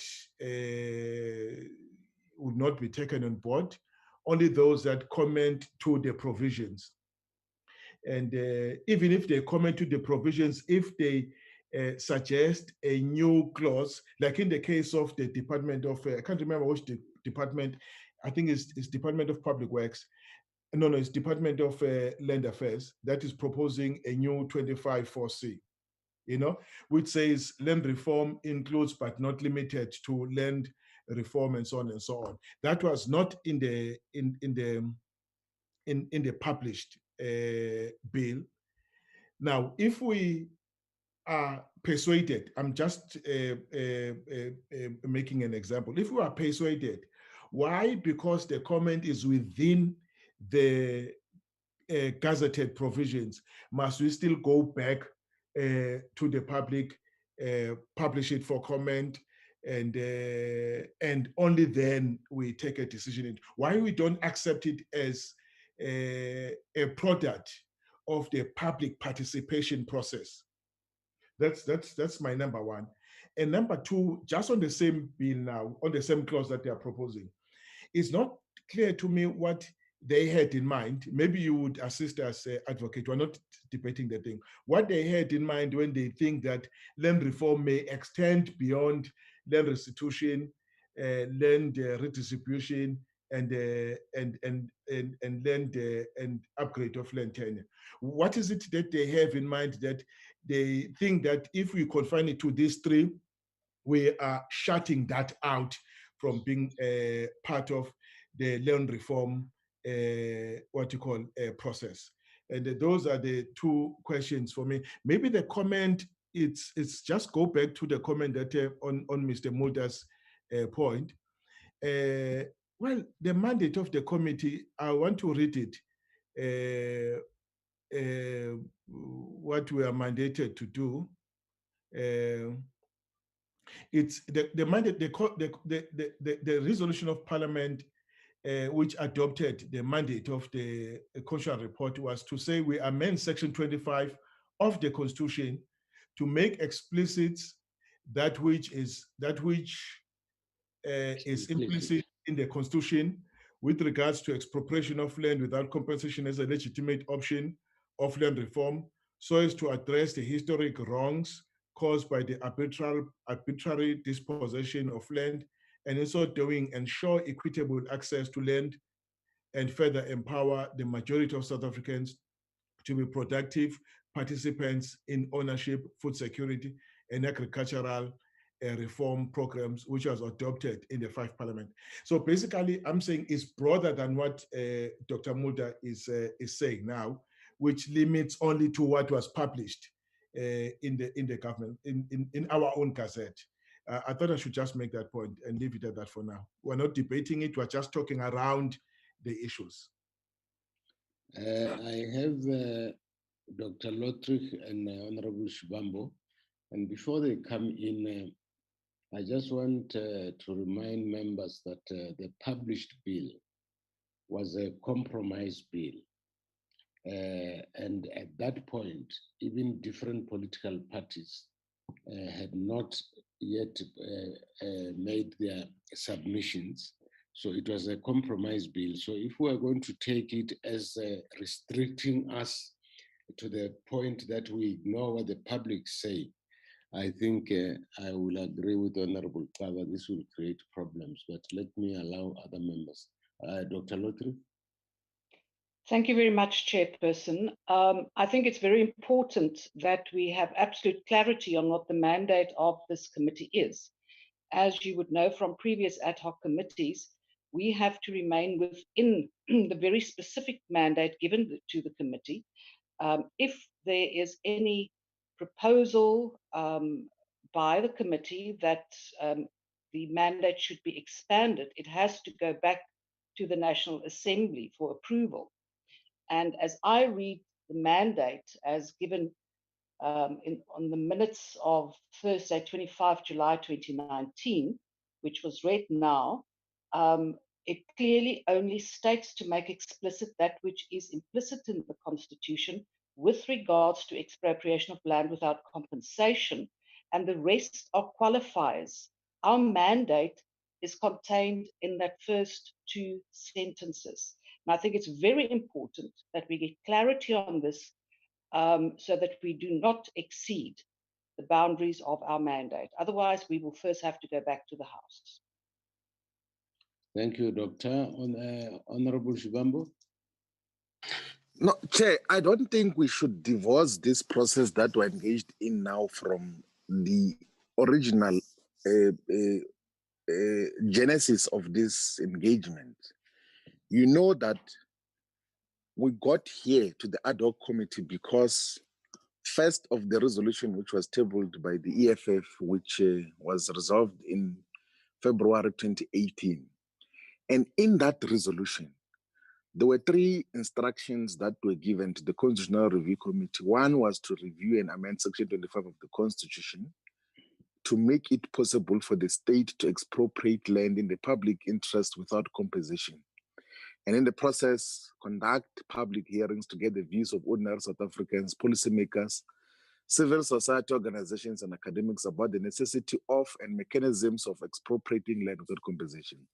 And number two, it said that we must propose the necessary constitutional amendments with regards to the kind of future land tenure regime needed, taking into account the necessity of the state being the custodian of all South African land. And if there's been a departure from that original framework, then we have been hijacked here. I can tell you now that I've raised it before and I'm raising it again, that the legal office is being used as an infiltration of a political process. They're taking a narrow legalistic approach to try to undermine the political consensus amongst Black political parties to expropriate land without compensation. So they're narrowing this to a different direction. They're altogether hijacking this mission and want to direct it somewhere else. That is why the essence of what they're saying now is that we can't change subsection 7, which speaks about 1913, which is the biggest sell-out component of the Constitution. Why are we talking about land expropriation if there's still going to be a limitation that says that only the land that was taken from the 19th of June 1913 will be taken? And you remember that by 1913, the colonial settlers had taken 93% of South Africa's land. What land are we talking about if you cannot amend, you cannot delete subsection 7? This is a nonsensical process if this legal office is going to hijack this process and rather direct it for their own class and racial agendas. It's problematic and we must reject this. I think we must discontinue consulting with this legal office and the particular representative that are speaking here and get other people who are going to give a proper interpretation of what Parliament said we must do. Because we're being hijacked here for wrong purposes, and we must not allow staff members and so-called legal officers to undermine the political mandate which have been given by millions of South Africans. More than 70% of us in Parliament, representing more than 70% of the electorate, said that we must review Section 25 of the Constitution to make it possible for the state to expropriate land without compensation. And we know very well that if we want to locate that in a historical context, we need to delete subsection 7 as well. We know that there must be deliberation on the state being the custodian of the land, because that is what Parliament said we must do in February 2018. Why are we being hijacked into a different direction for opportunistic purposes? If it means that we redraft the bill and send it back to the people, we will do so instead of being narrowed to this framework, which whenever there's a new suggestion says, no, we must re-advertise that, re-advertise that, re-advertise that. There's a draft bill, but we've got a right as political parties, as representatives of the people. We've got a right to integrate what was said in the public hearings, to integrate our own mandates as well, our own views. To listen to public hearings does not mean that we must just be limiting ourselves to what is in the draft bill. We must be able to give content to this bill and make it articulate what is our political agreement. This is a political process, and staff members must appreciate that. Thank you very much, Chair. Honorable members, we must be fair to parliamentary legal services because they are giving their opinions. We say that there are 1/10 of the lawyers that are out there. So we are not obliged to agree with them, but when we disagree with them, we shouldn't, cast aspersions on them, please. I think also when we start to deliberate, different political parties will have sought their own legal advices, and we will engage with the different legal opinions at that stage, including the opinions of the parliamentary legal staff. So let's not fight, it's too early to fight. Let's allow them to wrap up their opinion. It is their opinion, it's not our opinion. And then the different parties will come with their opinions, and then we move forward. I think Honorable Suma also summed it well when she said we have to look at the Section 25 holistically. Advocate van der Merwe? Thank you, Chairperson and members. Chair, your question was who takes custody of the land. Now, the current expropriation bill in Section 8 says that where land is expropriated, the ownership of that property then vests in the state. Now, we've not amended that, so that will be the case as it is at the moment. In respect of, perhaps just in respect of the resolution, Chair, I've given our view of the resolution, and that it is and I mean, members have already referred to the resolution itself. But in our view, it is to make explicit that which is implicit in the Constitution with regards to expropriation of land without compensation as a legitimate option for land reform. What the committee can always do, this is within the powers of the committee, is to ask for further opinions. Perhaps this could be something directed at the National Assembly table for a view on what exactly is that mandate. The committee can also ask for an external opinion. That is also possible. In respect of advertisements, now, of course, and first off, I would definitely be one of the first to say that the committee does not have to run back to the public for every amendment that the committee effected based on what the public said. Absolutely, I agree with that.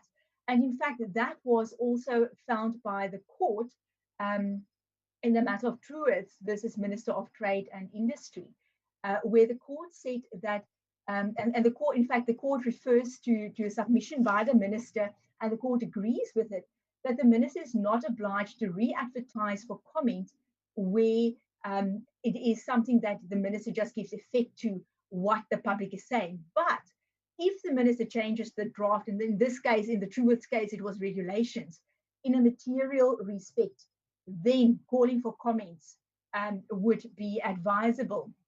And then also the matter of South African Veterinary Association versus Speaker of the National Assembly.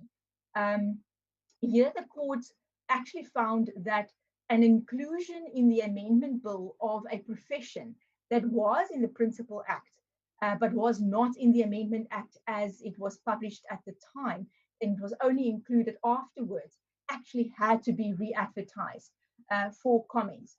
So the principle is when the committee gives effect to what the public is saying and it does not change the content of the bill, then we do not have to re-advertise. So for instance, if the committee says we want to go from the proviso to a standalone clause, but we have all the same elements 100% contained in the standalone clause, we need not go back to the public.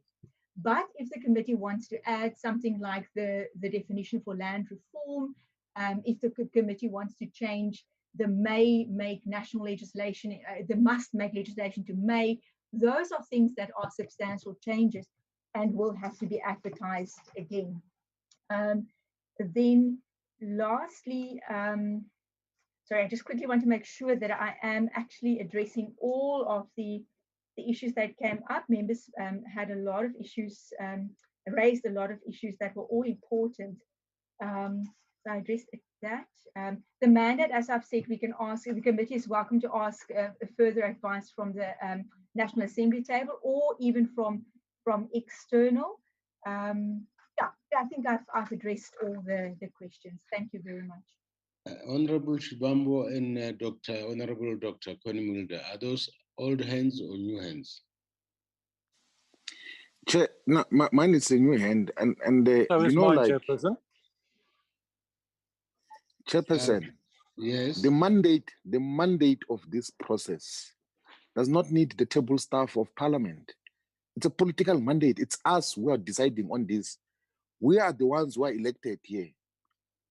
We are the ones who are elected. It's us who determined the mandate of this committee. It's us who tabled the motions in terms of what happens. Why should every time we want to, why should we be treated as if we are not elected? We represent millions of people, and it has been proven through a democratic process that we are the ones who are elected to represent the people here.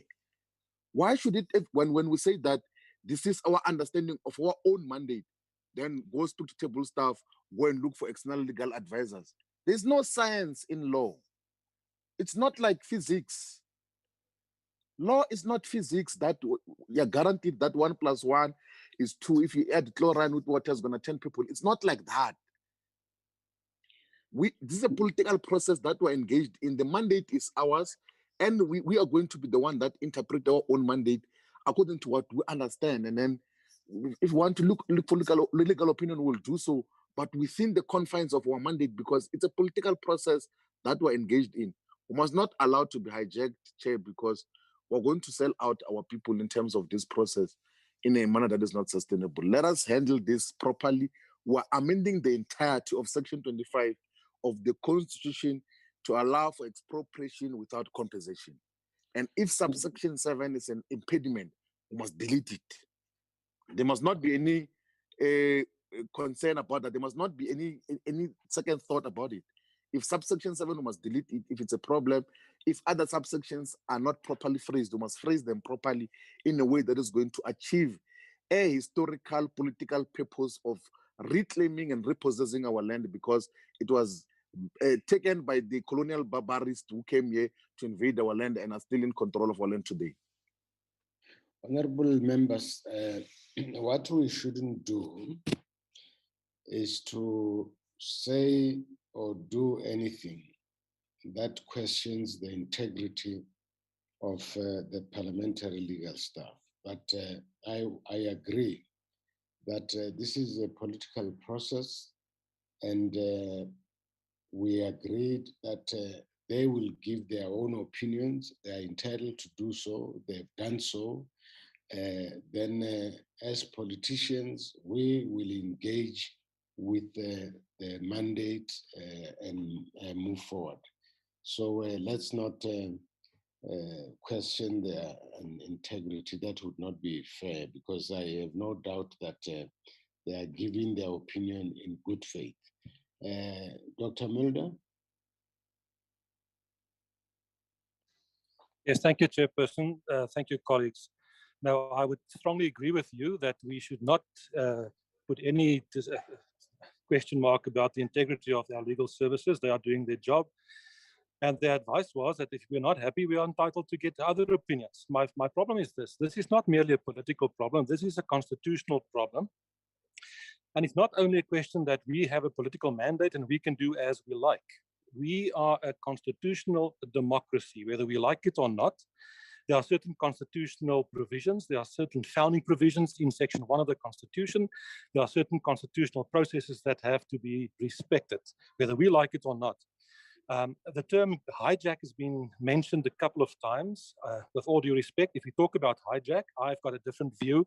It seems that someone else wants to hijack the whole process, that someone else wants to hijack Section 25 of the Constitution. Section 25 of the Constitution does not merely deal with expropriation. It deals also with the right to own property. And it finds a fine balance between that fundamental right entrenched in the Constitution for people to own property and also the right for expropriation. That balance needs to be struck. With all due respect to my colleague, Honorable Shivambu, he has just sabotaged his own argument. We all know that the EFF has a specific position. We all know that there was a proposal by the EFF in February of 2018, and Mr. Shivambu referred us to that second paragraph of their proposal. But that second paragraph is not in the mandate adopted by Parliament when it instructed this committee. If it was in that mandate, if it was in that part of the mandate, then clearly we've had to deal with that as well. The mere fact that Parliament decided with a majority vote to leave that out is a very clear indication that it's not part and parcel of what we are supposed to do, even though that may be the all and everything for the EFF, and we take note of that.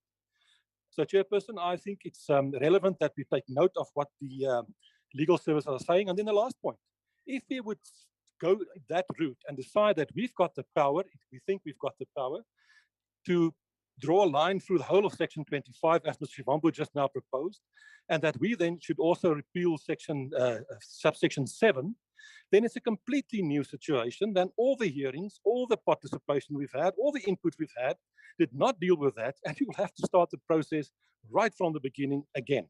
The public was asked to give comment and to participate in public participation in terms of our mandate, in terms of the bill published, in terms of that mandate, and that's the situation. So I think we should all just perhaps step back one little bit here and focus on terms of what we are supposed to do and then continue the process. Thank you very much.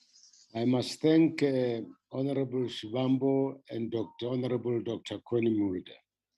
Your arguments show that you are now ready for us to move to the next stage, the consideration of the bill. But today we are not busy with that, but thank you for your readiness. I will now allow Honorable Tala and Honorable Suma, and Honorable Shivambo will follow. No, thank you very much. I think I agree with you that we must, Chair, that we must not cast aspersion, on the staff of Parliament. I think they are doing everything humanly possible to assist the process, and that theirs is to advise us. And if we are not happy with the advice they are giving us, it's perfectly within our right to seek alternative advice or further advice. So I don't think we should really use the terms that they are attempting to hijack the process. I think it would be wrong of us to drag them into the process. I don't think that was the intention of Honorable Shivambo, but it may be interpreted as if he was saying that. And number two, the resolution of Parliament, I agree that it's the AFF that moved the motion, but that motion was amended, and the party that carried the day was the amended motion. So that motion then kickstarted the whole process. I'm worried that Honorable Shivambo keeps referring to the draft motion as it was presented by the EFF, forgetting that certain portion of that draft motion was extensively amended. So I think he is right to take us right back to the beginning, how the whole thing started, so that we don't move far away from our mandate, or we gravitate around the mandate as presented to the committee by the House. I agree with that. And then my last point, Chair, is then to say, I think what the team is saying, I think I accept it, that if the amendment we are proposing is substantive,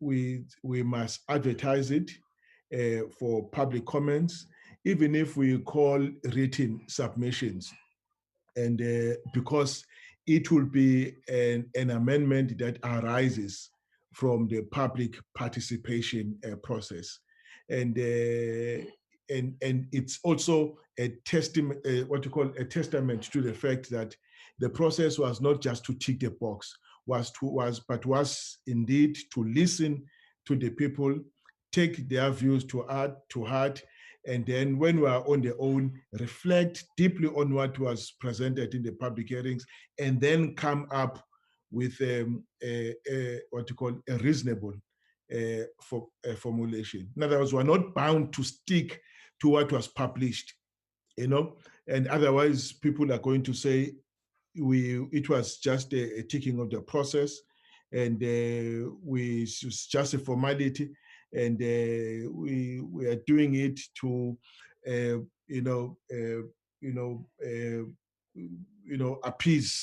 appease them, as if we are taking their views into account. So I think we were at a point where, Chair, I agree that we've taken this, we can then come back later, on our own and discuss this thing. You said next week I will then be ready to start the process. Thank you so much. Honorable Lesuma. Thank you very much, Honorable Chair and colleagues. On the point, I would agree with the points and the spirit of the temperature of Honorable Kaba's input now. But I just want to, for record purposes, Chair, that we must also, for the public interest as well, that when we're requested to amend Section 25, we're not limited to any clause. The second point is what is very fundamental for me. It's what you raised, that when we agreed for the bill to be gazetted, it was a compromise. And I'm happy that we are dealing with this matter when we have already adopted the minutes. And it does reflect and it backs our argument, as it were.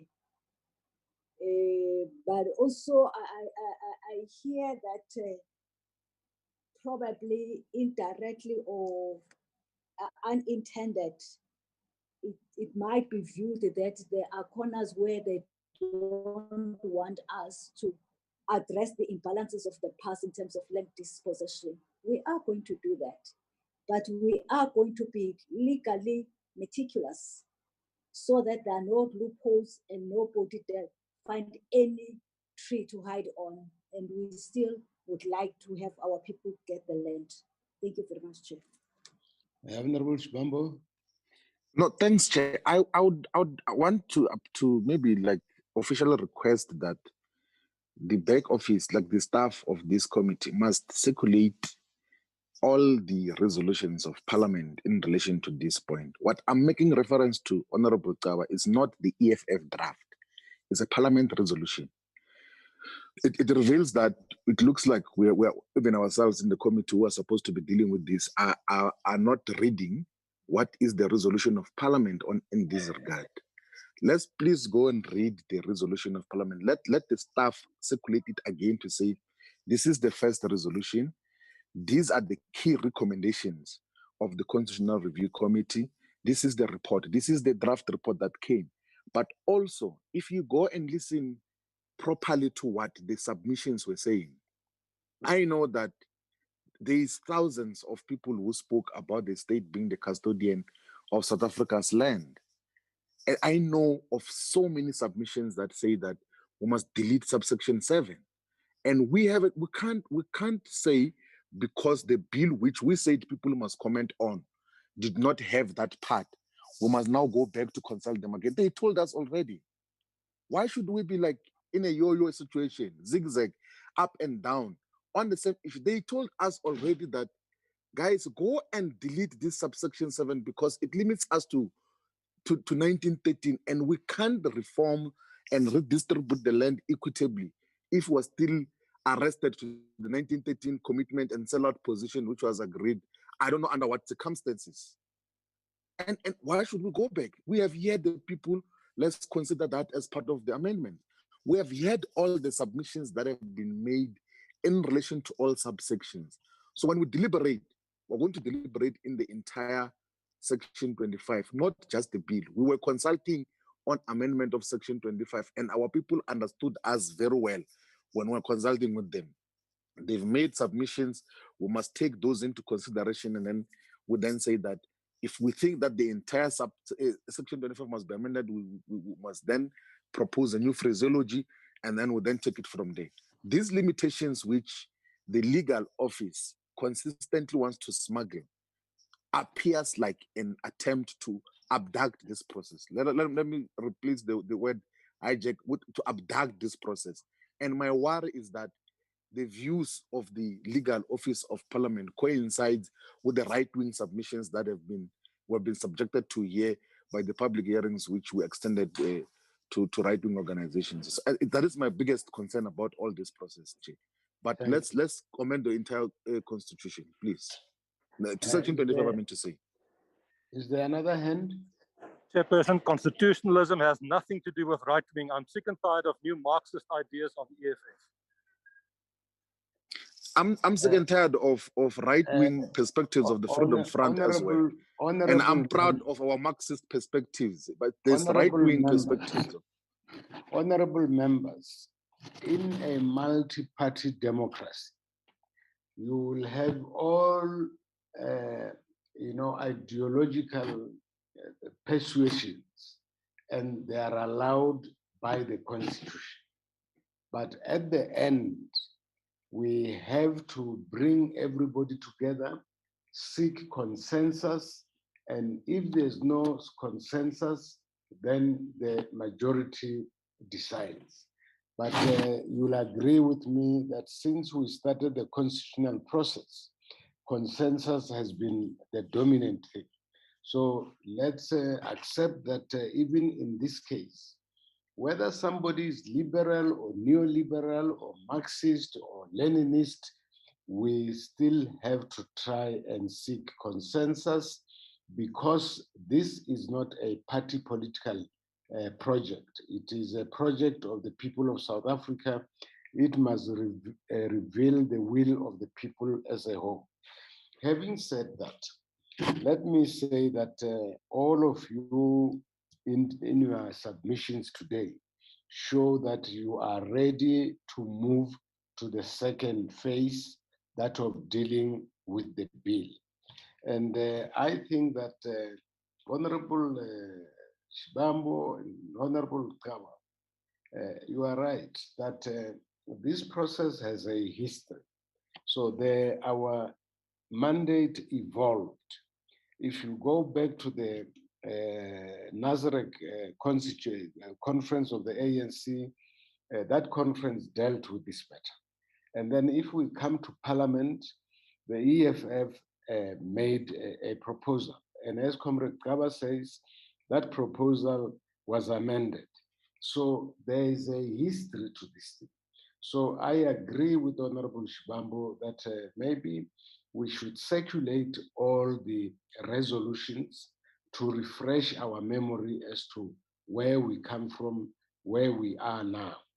But also, honorable members, our democracy, as I repeatedly said, is both participatory and representative democracy.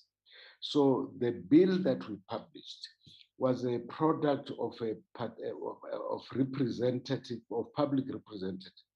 And we used it to kickstart the process that took us to the people. So we cannot ignore what the people have said and say that we confine ourselves to the published bill. Otherwise, that would make public participation nonsensical. So I want to say that let's reserve this debate to next week when we start to engage with the bill itself. But I also want to agree with the Honorable Lesuma, who says that, we were mandated to look at, to make explicit what is implicit in Section 25. We were not confined to any particular sections. And I agree with on that. So I think today we have laid a very good foundation for moving forward next week. And it's good that the emotions were also high today. So next week we will have cool heads, all of us, and move forward together. So having said that, I want us to move to the correspondence.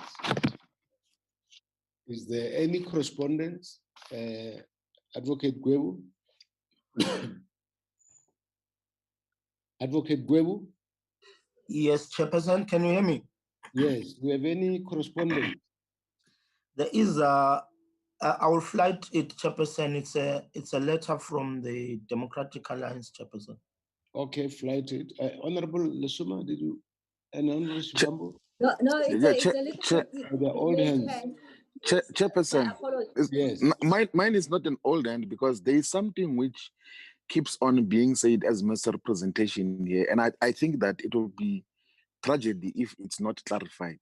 Yes. So even the parliamentary resolution that established this committee, the ad hoc committee, it said that we must initiate and introduce legislation amending Section 25 of the Constitution 1, but B says that we must have regard to the work done and recommendations as contained in the reports of the Constitutional Review Committee and the previous ad hoc committee on amendment of Section 25 of the Constitution. So to want to delegitimize our reference to the original genesis of this particular process, it's problematic altogether, and it's inconsistent with what our mandate is all about.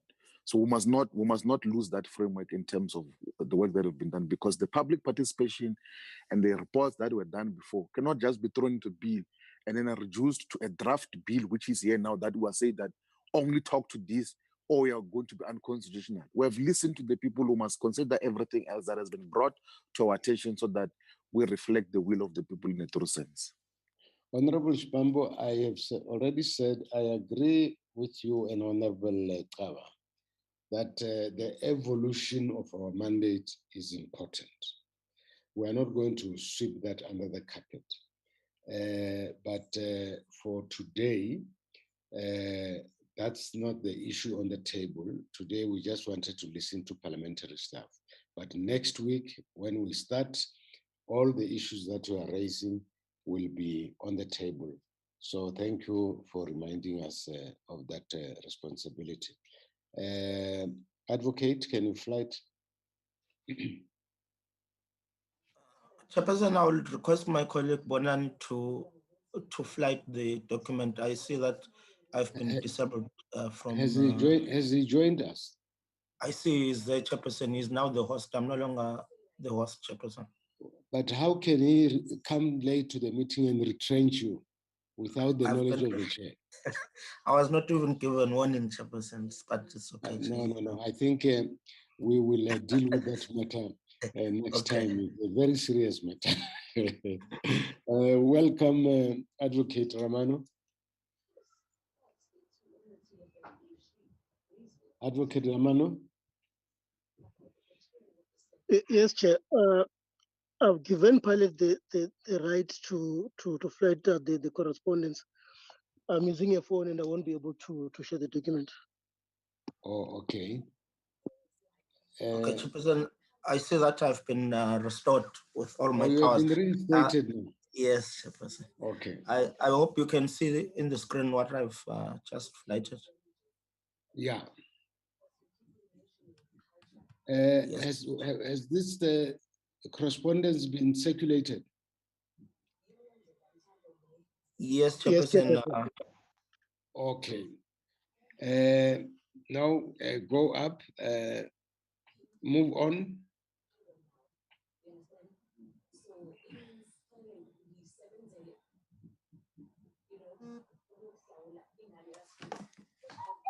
Move on.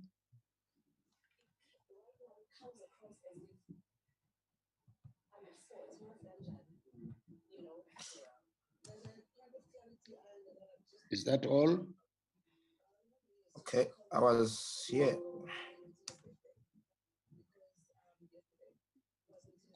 Okay, move on. Move on. This is the last page, Chairperson. Yeah, honorable members, I requested the Secretariat to bring all the correspondence which has come to hand, because we don't want to sweep anything under the carpet. And I don't want a situation where the chairperson on his own respond to correspondence, because the chairperson is not the committee, is the chairperson of the committee. So my approach, I hope you'll agree with me, is that any correspondence which comes must be tabled for consideration by the members of this committee as a whole. so that the positions taken are not the positions of the chairperson, but the positions of the committee. So we are advised that this letter from the Democratic Alliance was circulated to yourselves. Now, I will just ask the Democratic Alliance to quickly speak to this letter, and then I accept that you have read it, but I think for record purposes, we allow them to speak to this letter briefly, and then we can engage with the letter. And then I see Honorable Shibambo has already raised his hand. Dr. Lodrick has already raised her hand. Dr. Lodrick, are you going to speak to the letter? Thank you, Chairperson. Firstly, I don't think I have to speak to the letter. I find it highly unprocedural that a letter addressed to the Speaker, it is not addressed to the committee. If it is circulated to the committee, it is for noticing purposes, not for discussion. We are awaiting a response from the Speaker. And if I'm not aware whether the Speaker has mandated you to act on her behalf, but this letter was addressed to the Speaker and she is the appropriate person to reply to this. So it would be highly inappropriate for this committee to now discuss the contents of the letter. So I would propose that you deal with the Speaker directly, but it would really go against any procedure if the committee now expresses itself before the Speaker has expressed herself on the letter. Dr. Lodrick, with due respect, the Speaker is not a member of this committee, and the letter deals with the matters which allegedly arose in this committee, and therefore, before the Speaker can express herself, she must know whether or not these matters that are raised did in fact arise in this committee. So we don't want to put the Speaker in a difficult situation where she expresses herself without information. So this committee, in my view, with respect, has a responsibility to look at the allegations in the letter, confirm or deny them, and we, as a committee, we send a report to the Speaker on what actually transpired. And that will assist the Speaker to deal with the matter. So we are a competent structure to deal with this matter. I absolutely, with due respect, disagree. It is like alleging something against someone and asking that person to investigate himself.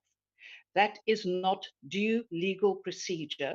And if the Speaker wants to investigate the matter, one would expect her to write to the committee and to ask a report. And only on that point can this committee discuss it. But to preempt this without a letter from the Speaker requesting such an investigation, I cannot be part of this because it is unprocedural. Let's hear other members. Honorable Mbabama. Thank you, Chair. I agree 100% with what Dr. Lodrick is saying. This is highly unprocedural. The letter is addressed to the Speaker. It is the onus is on the Speaker to write a letter to the committee and find out, or to conduct her own investigation. Thank you. So I don't know how what we are supposed to say on this letter right now.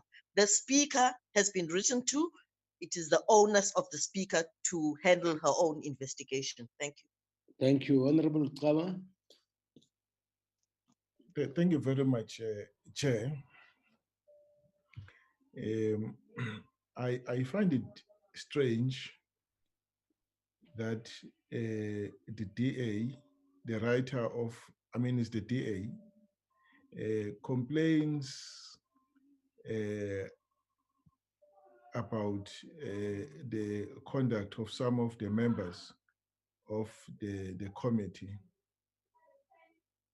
and they completely, ignore what I considered to be, an attack on Parliament by Mr. Roots.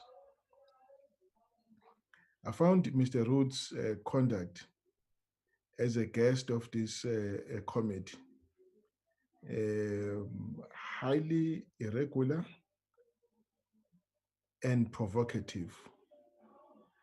I normally don't comment, but on that day, I was deeply offended by Mr. Roots' comments, which basically was before us, but still have the audacity to say he was not recognizing us. And this was also reported widely in the media, that the DA decided to pick on some members of the committee who were responding to the provocative remarks by Mr. Rhodes and ignore what Mr. Rhodes said to this committee. It's highly, I find it, highly unbecoming on the part of our own colleagues. So it's proper, Chair, that this matter that was raised with the Speaker was redirected to this committee so that we can discuss it ourselves and say whether in raising the matter the way they are raising, why they kept quiet when Mr. Roots attacked Parliament, in so doing, attempting to humiliate members of this committee. He was our guest, and his behavior was highly unacceptable, and I condemn it in the strongest possible terms. And to have members of this committee taking up, taking the matter on his behalf, it leaves me with one thing, to think that probably what was said here, the colleagues did not find it unacceptable, and in actual fact, they endorse it. I think what they must say here in this meeting, where do they stand insofar as the remarks of Mr. Roots and that were uttered in their presence in this meeting? Thank you. Thank you. Dr. Mulder, and then Honorable Shima. Honourable Chairperson, Mr. Kaba just now mentioned that the letter was redirected to the committee. Is that correct?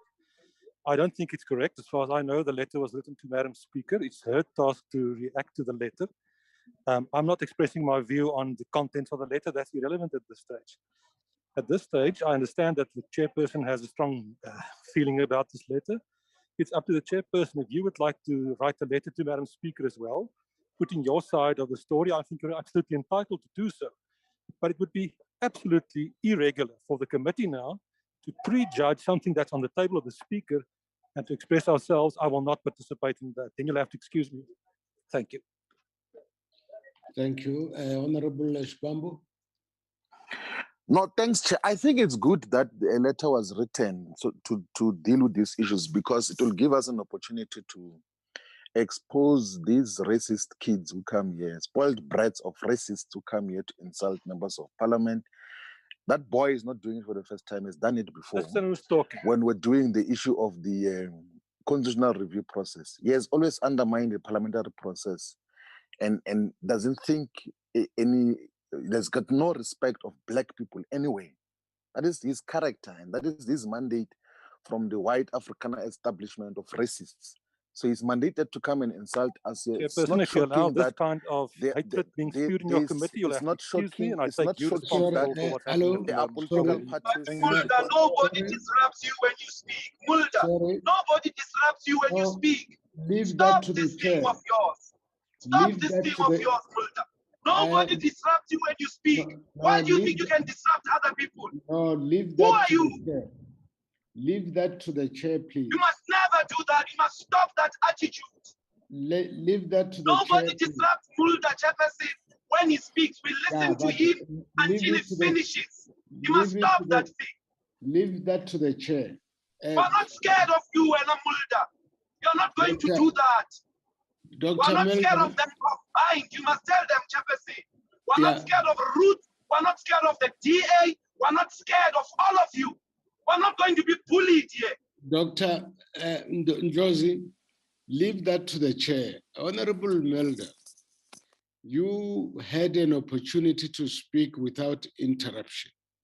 And now, if there's a point of order, please raise it as such, but don't interrupt other speakers as they did not interrupt you as well. Do you have a point of order? Dr. Mulder, do you have a point of order? And anyway, you announced that you were. He said he's leaving anyway. Yeah, so yeah, that's fine. So, Chair, so let's allow perhaps the speaker to deal with this process procedurally and everything else there.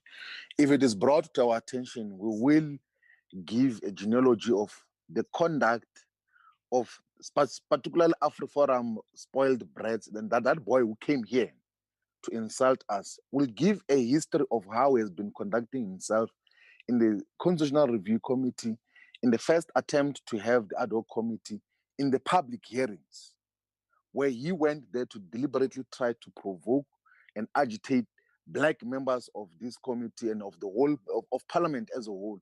We will give a history of his conduct of trying to be an agent provocateur. We will illustrate that this is the racism. And of course, if the DA wants to defend the racism, they are used to that. It's their culture, it's in their DNA. And AfriForum, and this one of Mulder, I don't know what party is called. They can do that. Let's deal with this thing openly and decisively to illustrate the racism of that boy who came to undermine us here.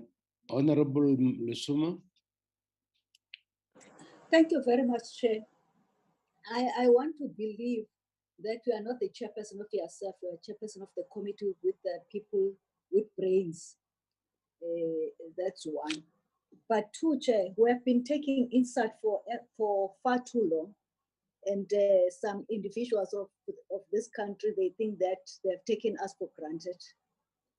When then the speaker, because you would not have, if through the administration circulated the letter, if it was not referred to you. So I fail to understand the logic of the learned friend. So they call legal people learned friend.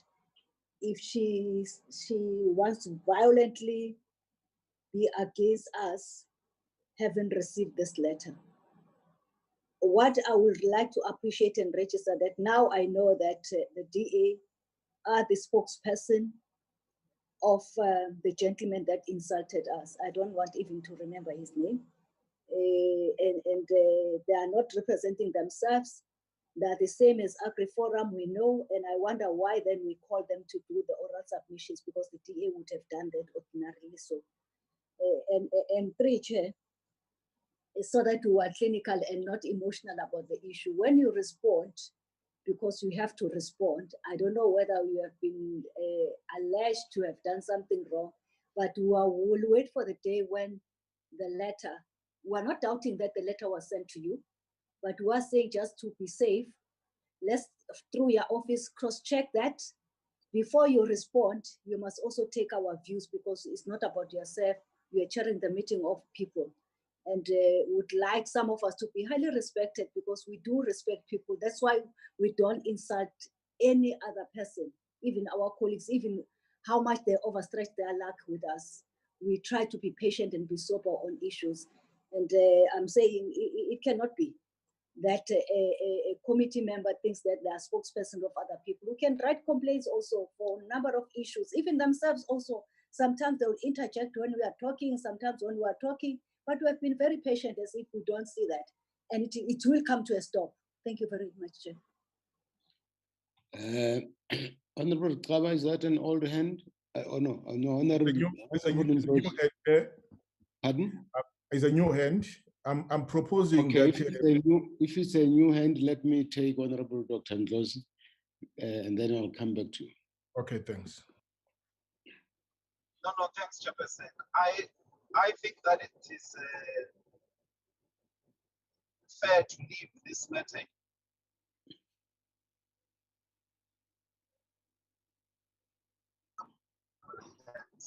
The record is on your side, and I think that should respond about the events as they occur on that day.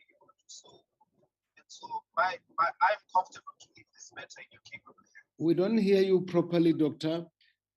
Can you raise your voice? What we must not do, Chairperson.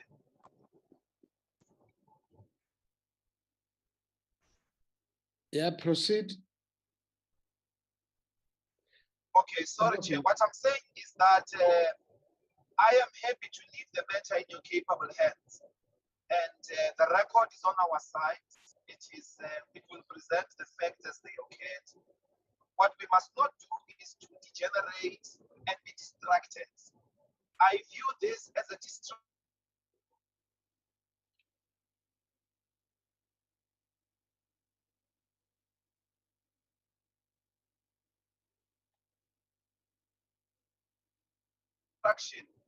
From the beginning, and let us be resolute, colleagues, to stick to our mandate, which is to amend the constitution, to express expropriate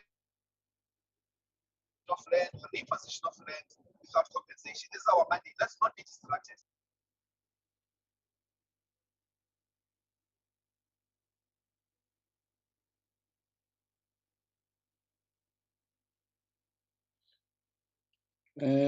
I've lost Honorable Dr. Ndlozi. Can we take Honorable Kaba?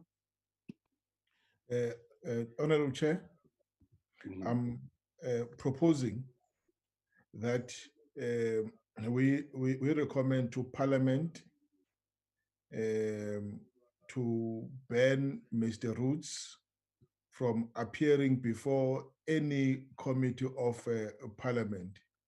And that's my proposal. Okay, Honorable Tandega. Babama is the surname. I would really like to state that the DA is not a spokesperson for anybody. It is very strange that all of a sudden the members have got amnesia in terms of the insults hurled at our visitors by some of the people that are part of this committee. We would just like to state categorically that the DA is not a spokesperson for anybody, and we still insist that what you are doing is very premature, because this kind of thing should have carried on if you had the mandate from the Speaker for you to carry on an investigation like this. So all we are saying is that this is premature as far as we're concerned, and it is very unprocedural, and that is our word. Thank you, Chair. Honorable Babama, I'm not carrying out any investigation. A letter was directed to the office of the Speaker, and it has been referred to us because it makes allegations against members of this committee, and the law rule of natural justice is that you don't condemn people that are accused without hearing their side of the story. So this exercise is to afford members of this committee an opportunity to put their side of the story to the story put by DA on behalf of Roots. And you will agree with me that in a committee, all members have the full right to participate. And on the day in question, all members of DA were in attendance, but they did not raise the matters that they raised in the letter. And the question is, where did they make up their mind to complain about matters of the committee outside the committee? So it was irregular for you to deal with committee matters outside the committee.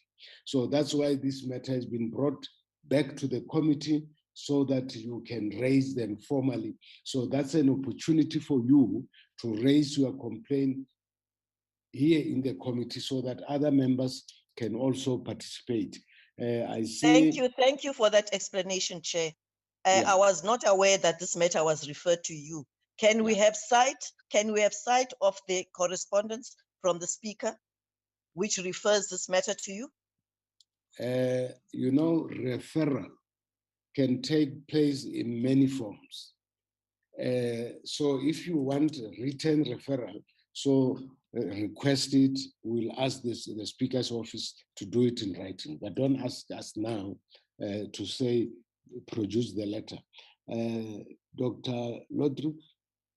Yes, thank you, Chair. I also just wanted to add to what my colleague has just asked, because you said when we started with correspondence that all correspondence directed to this committee in the sense and in transparency, that everything will be given to this committee, but it was only the letter and not the referral by the Speaker. So clearly there is something amiss here. So it would be wonderful if you can submit that. And then we will also request from staff the actual recordings of that particular meeting so that we have an actual record of what was said and whether, as the DA, any of our members in fact raised any points of order. Okay, thank you. Honorable Gumede, and then Honorable Suma and Honorable Shibambo. Chair, thank you very much. I think there is something that DA is suggesting. I just want us to note that by having the letter in our possession or your possession, Chair, do they think that you stole the letter? How did it come to you if it was not referred to you, right? And secondly, who could have given them the mandate to write on our behalf?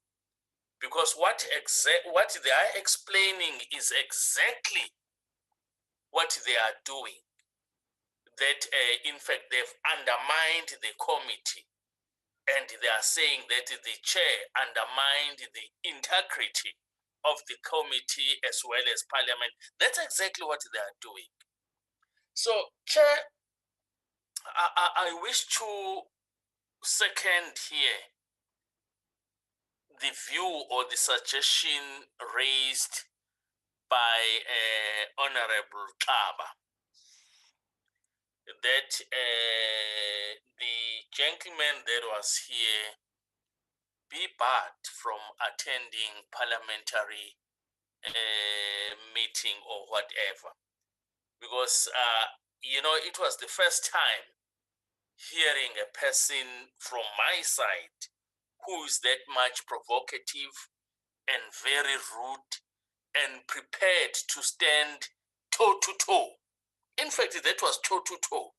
If you had a sort of superpowers, you would have in fact said that he must go out. I don't think that gentleman, I'm happy as well with Dr. Letrish that we hear the transcripts of what took place on that time, on that day. I'm happy with that. Because what Comrade Klaba is saying as well, that at least if they were honest when reporting, that the concern was raised by Honorable Member Klaba, it would have seen perhaps having to cover all of us. So I'm happy, Chair, but I support what Honorable Member Klaba raised. Thank you, Chair. Thank you, Honorable Gumede. Honorable Shibambo.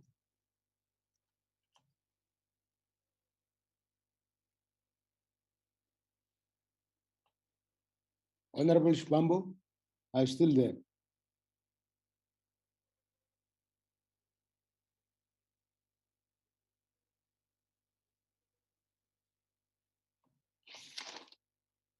Hello?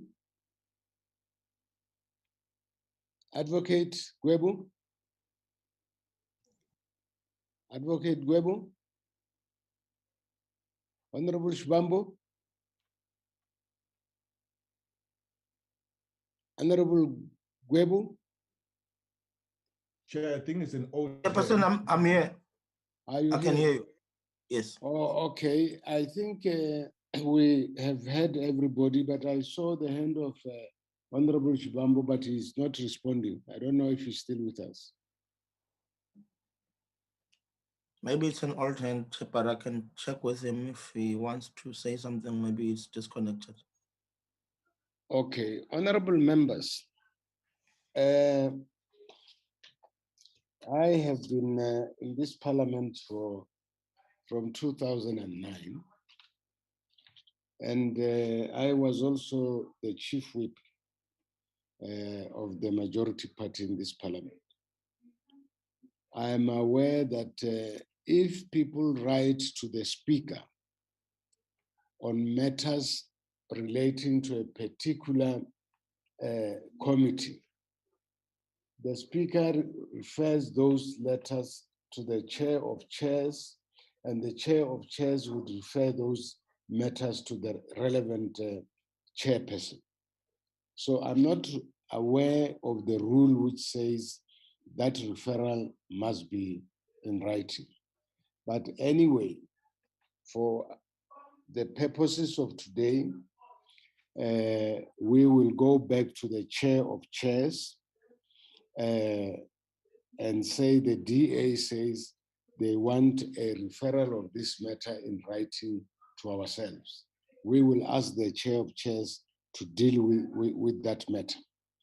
But also we will, as requested by yourselves, we will get a recording of what transpires in that meeting to check if indeed anybody was rude to Mr. Roots, or Mr. Roots himself was rude to the committee, because he said he didn't recognize this committee and humiliates the committee, but he still wants to address the committee. And the DA do not reflect that in their complaints. So let's leave the matter here and then do what is recommended. There's also a recommendation that Mr. Roots should be barred from attending parliamentary meetings, because how do you allow a person to appear before an institution that he doesn't recognize? He doesn't recognize that public representatives in this parliament were, elected by the people, and they are the legitimate representatives of the people. So why should we give him a platform? But we will deal with all these matters at some other stage. But for today, let's say we leave the matter there. And in my humble opinion, it was correct that this letter came to us because it makes unsubstantiated allegations against members of this committee. So it was good that the letter came to our attention. And I also want to say, in future, members should not complain outside the committee. They must complain inside the committee to offer other members an opportunity to express themselves on their complaints. That's the democratic way of dealing with matters. I thank you very much for your attendance. And I guess now we have removed all obstacles to engagement with the text of the bill. Please go back and refresh your memories. But I want to request the parliamentary staff, legal staff, that the responses to the questions that you gave, please do that in writing as an annexure to the report briefing that you gave us, so that we don't have to go back to those issues. Honorable Lesoma? No, Chair, we are thoroughly covered the points in your way forward. Thank you very much, Chair. Honorable members, thank you very much for your active participation, and the meeting is adjourned. Long live the Chair. Thank you. Long live the chair.